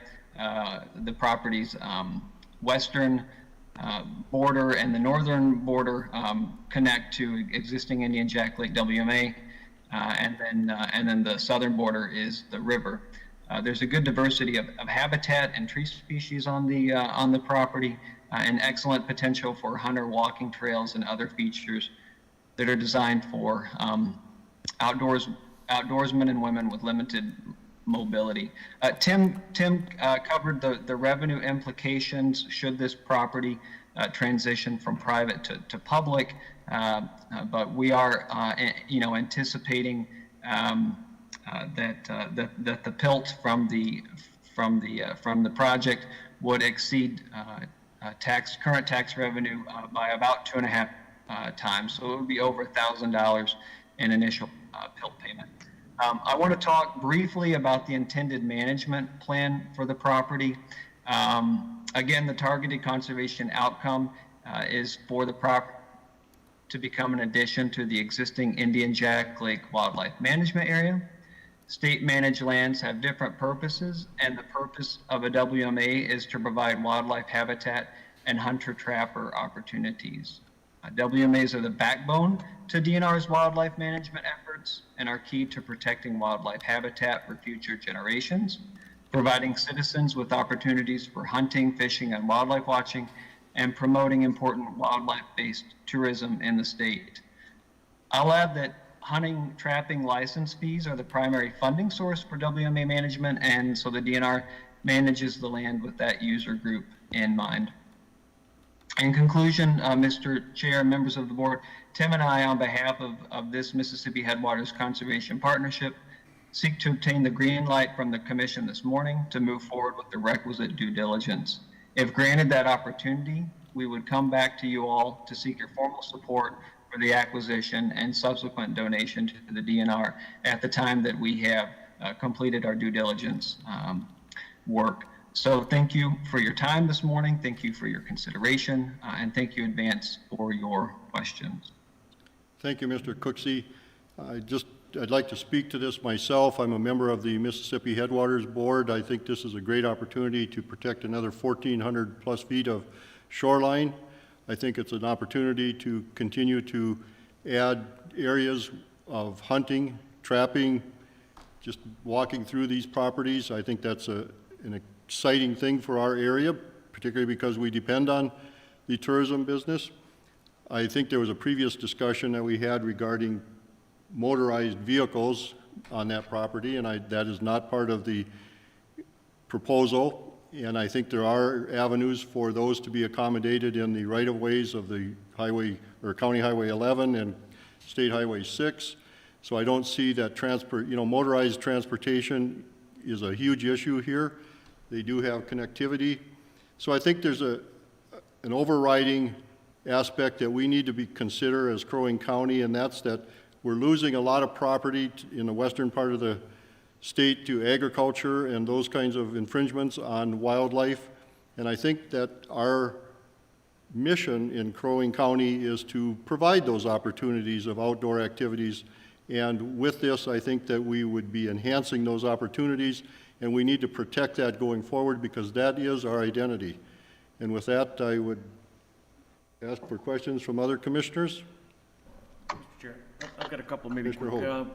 In the information, again, and it's more just, I guess, I couldn't find the total acreage that this addition then would bring this area up to. Do you have that handy? I think you're asked, so the current acreage of the Indian Jack Lake WMA is roughly 235 acres. So with an additional 35 acre addition, it would be that would bring the WMA acreage total to 270. And then I assume that there's the PILT payments for the original 235. Is that do you by chance know that dollar amount? I do not. That was a part of the discussion with the county back in 2018, I believe, when this matter came before this body. And I do remember in that instance that, similar to this instance, that the PILT payment, was a multiple of the existing property tax revenue. And then maybe just one last quick question, or a couple. How do the people, how is this area identified, and how is it promoted that this is for public use, as far as the access to the river and whatnot? How do we get that message out to people? Is there signage That's a great question. I guess I'll go first, and if Tim wants to jump in as part of his work with the Mississippi Headwaters Board, we do provide as part of this partnership, as part of this protection effort, we provide some funding to the DNR to create signage and facilities for parking and other safe use. So there is signage on Highway 6 and County Road 11 to make public passersby aware of the management unit. And then Tim, perhaps you want to talk about your efforts to promote recreation-based tourism in the area. Sure. So, we're looking at recreational. If you went to the Mississippi Headwaters Board biennial conference, you would understand that we're actually looking at accesses on the Mississippi River and signing them to promote tourism. Most people do not go when they're driving around looking for things or looking for places to go. They don't really know where the accesses are. If they do know where the accesses are, they have no idea how long it takes them to get from one access to the next. So we're putting up signage and mapping to promote tourism, and then we're promoting the idea of, this is a little off topic, but resource-tainment and trying to get events to happen at these accesses to get people spending their dollars. The Mississippi Headwaters Board, we hold our annual canoe day trip from Kiwanis Park to Crow Wing State Park, and we were able to generate about $1,200 to $1,500 worth of economic revenue because we offered an opportunity for people to use kayaks and canoes, and the people that attended, 2 people bought 2 kayaks from Crow Wing County Kayaks. So, we're seeing that idea of promoting tourism and not just being intentional about the Mississippi River and preserving it naturally, but also looking at economic development and seeing how we can do that. And we're actually working on that on a regional scale, not just in Crow Wing County. So that's all I really have for that. If you look at the Indian Jack Lake edition, I drove by there on the highway. It's clearly marked that there, and then there's a clear entrance and a nice big sign saying that this is a WMA, this is Crow Wing State Park. So you can't really miss it if you're driving by on that one. And this would probably get the same effect except on highway like Highway 11. Okay, well, I did miss it, but regardless, I'll look closer next time. And then does this fall under, you'll have 270 acres total. Does this fall under like our forest management plan, or how does that work as far as, timber harvest and things like that? This is state-owned, state-managed property, and so that would be the management, the timber management, resource management would fall to the Division of Wildlife within the DNR. Okay, thank you. So, Mr. Cooksey, has there ever been a proposal to them to coordinate that, where the county would do the forest management and the DNR would just manage the property for wildlife and hunting and that? Mr. Chair, I cannot speak to whether that type of conversation has occurred between DNR Wildlife and Crow Wing County. I can speak to that based on my previous experience down in southern Minnesota, where a person wanted to manage, and basically it's not trees down there, it's native grasses and weeds. And if they followed, if a farmer at that time, he was kind of a farmer / businessman, if he wanted to cut the weeds for them, if they followed the DNR management plan, it was a pretty simple process. So there is precedence where that has happened before in a different part of the state. So, I would think that there could be precedence to, since that's there could be opportunity for the county to begin discussion with the DNR on that type of matter. So, Tim, do you know if that impacted the PILT payment?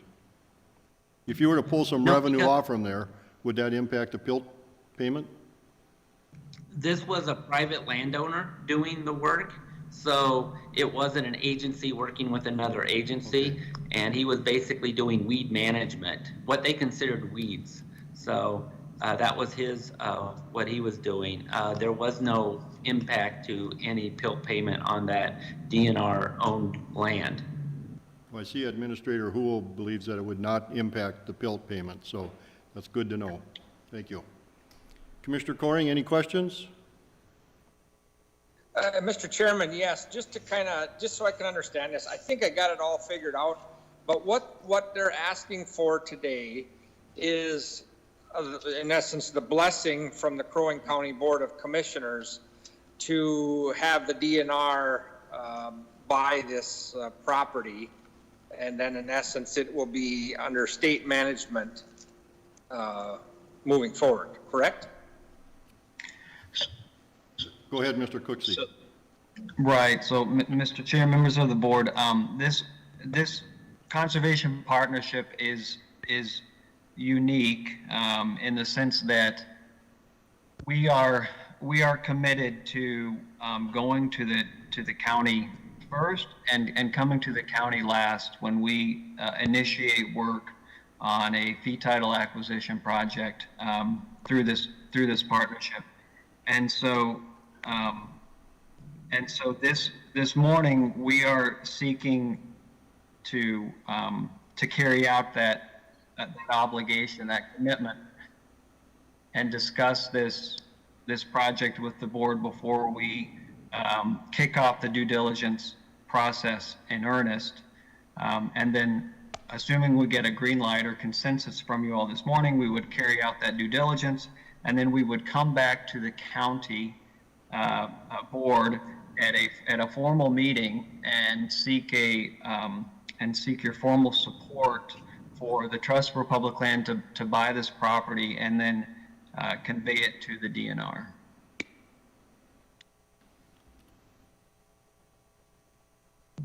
Mr. Chair? Okay, that's pretty much what I said. You're just getting our blessing to acquire this property and then sell it to the DNR, correct? In this instance, it would be a donation, but effectively, yes. Administrator Houle. And then, can I say one more thing, Mr. Sure. Chairman, and then I'll be done with my questions. So then, obviously, it would be under the rules of the state management of how they manage their properties. Whether it be motorized vehicles or whatever you can do on the property, they would be managing it. Obviously, we're not, because it's not under our jurisdiction, correct? That's correct. The state division of law would be establishing the management and use on this property. Administrator Houle. Mr. Chair, if I can maybe try to dive a little deeper into Commissioner Coring's first question. If the county board exercises its authority to acquire the purchase, then the DNR could still choose not to accept, correct? I see one head wagging yes. Mr. Cooksey.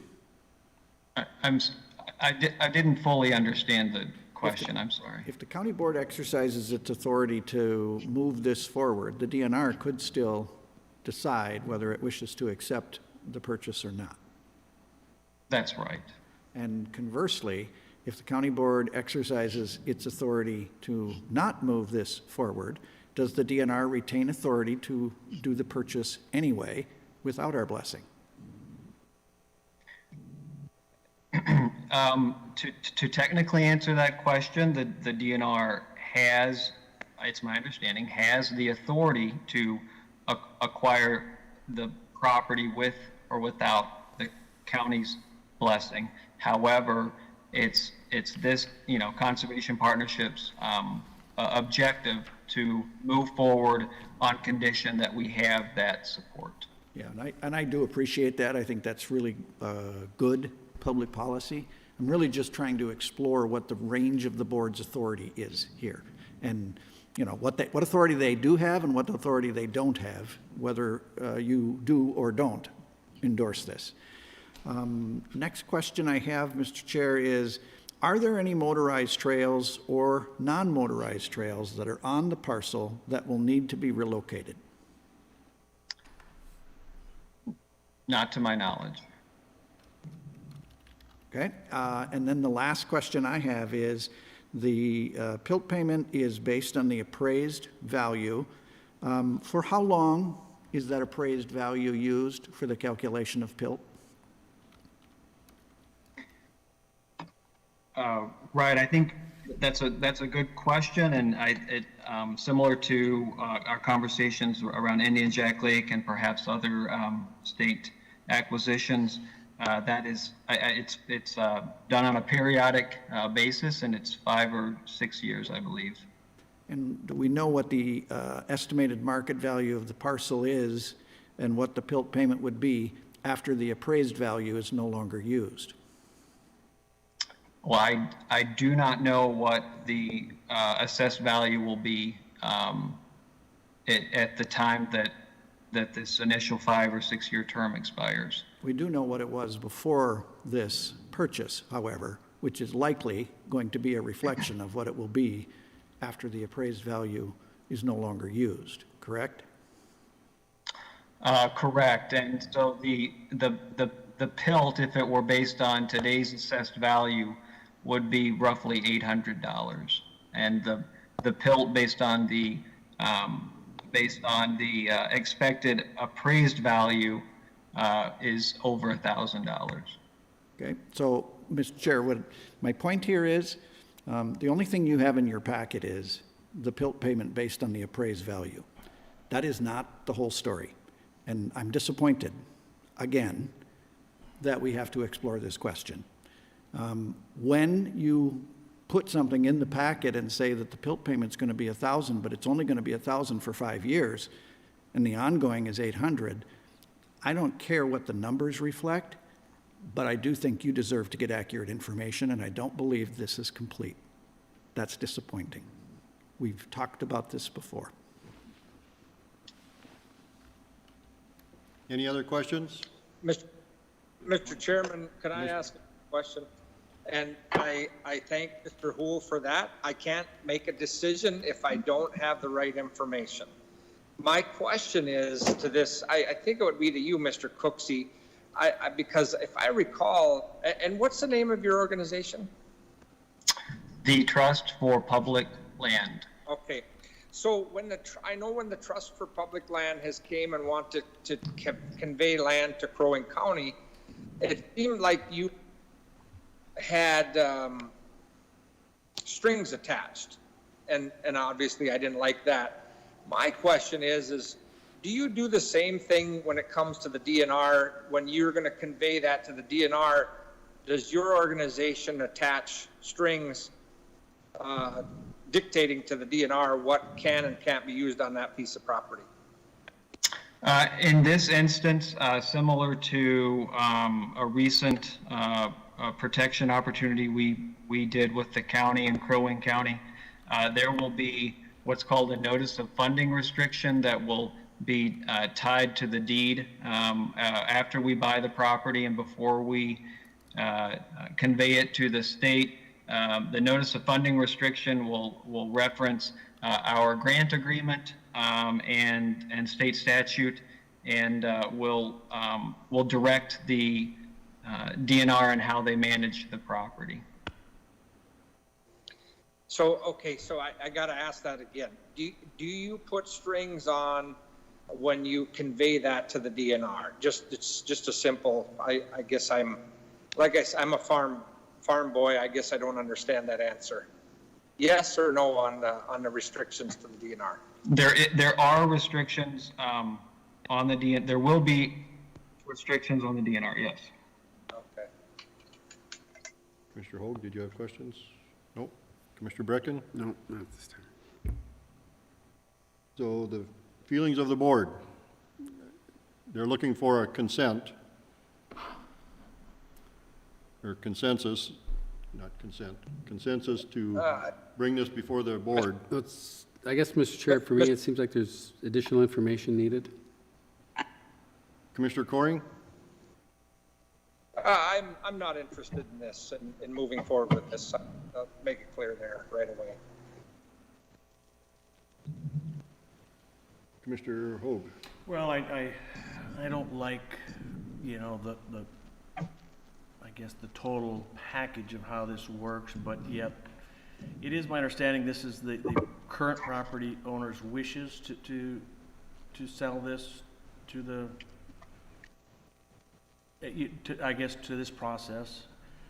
Unfortunately, with some of those strings attached and maybe the fact that we don't have the full information of PILT, but I still think in the long run, it's going to benefit Crow Wing County and add to the list of tourism opportunities. So I would likely support this going forward, but it's just unfortunate that it's basically out of our control on how it's managed going forward. But in this case, I'll live with it. Given we've got 235 acres already, it makes it a little easier for me.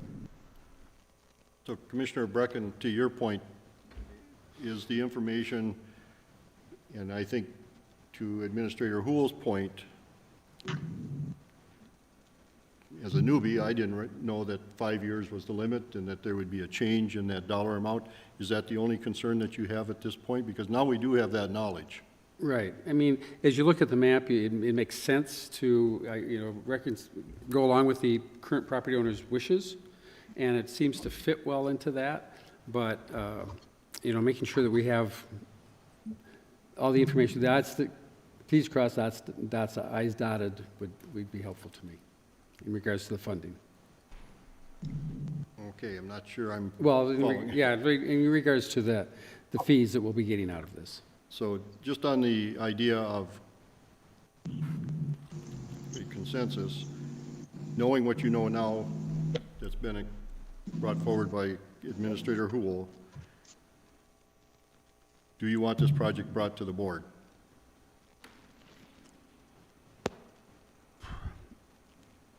Yes, I think we need to move it forward.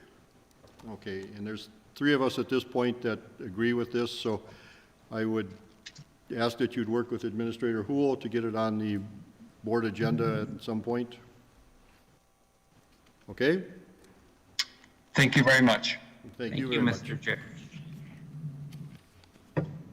That concludes our items for today. Administrator Hool, do you have anything else? I do not. Just to Mr. wish you Coring? all a happy holiday season. Commissioner Coring, anything? No, Mr. Chairman, appreciate it. Thank you and Merry Christmas to everybody. And likewise, Merry Christmas. Merry Christmas to everybody. Have a safe one. Wear a mask, social distance. Commissioner Coring, you've taken social distancing to a new level for us. You're how many miles away? Yeah, about 1,800. Well, okay. I guess you qualify. So thank you very much, everybody, and again, Merry Christmas.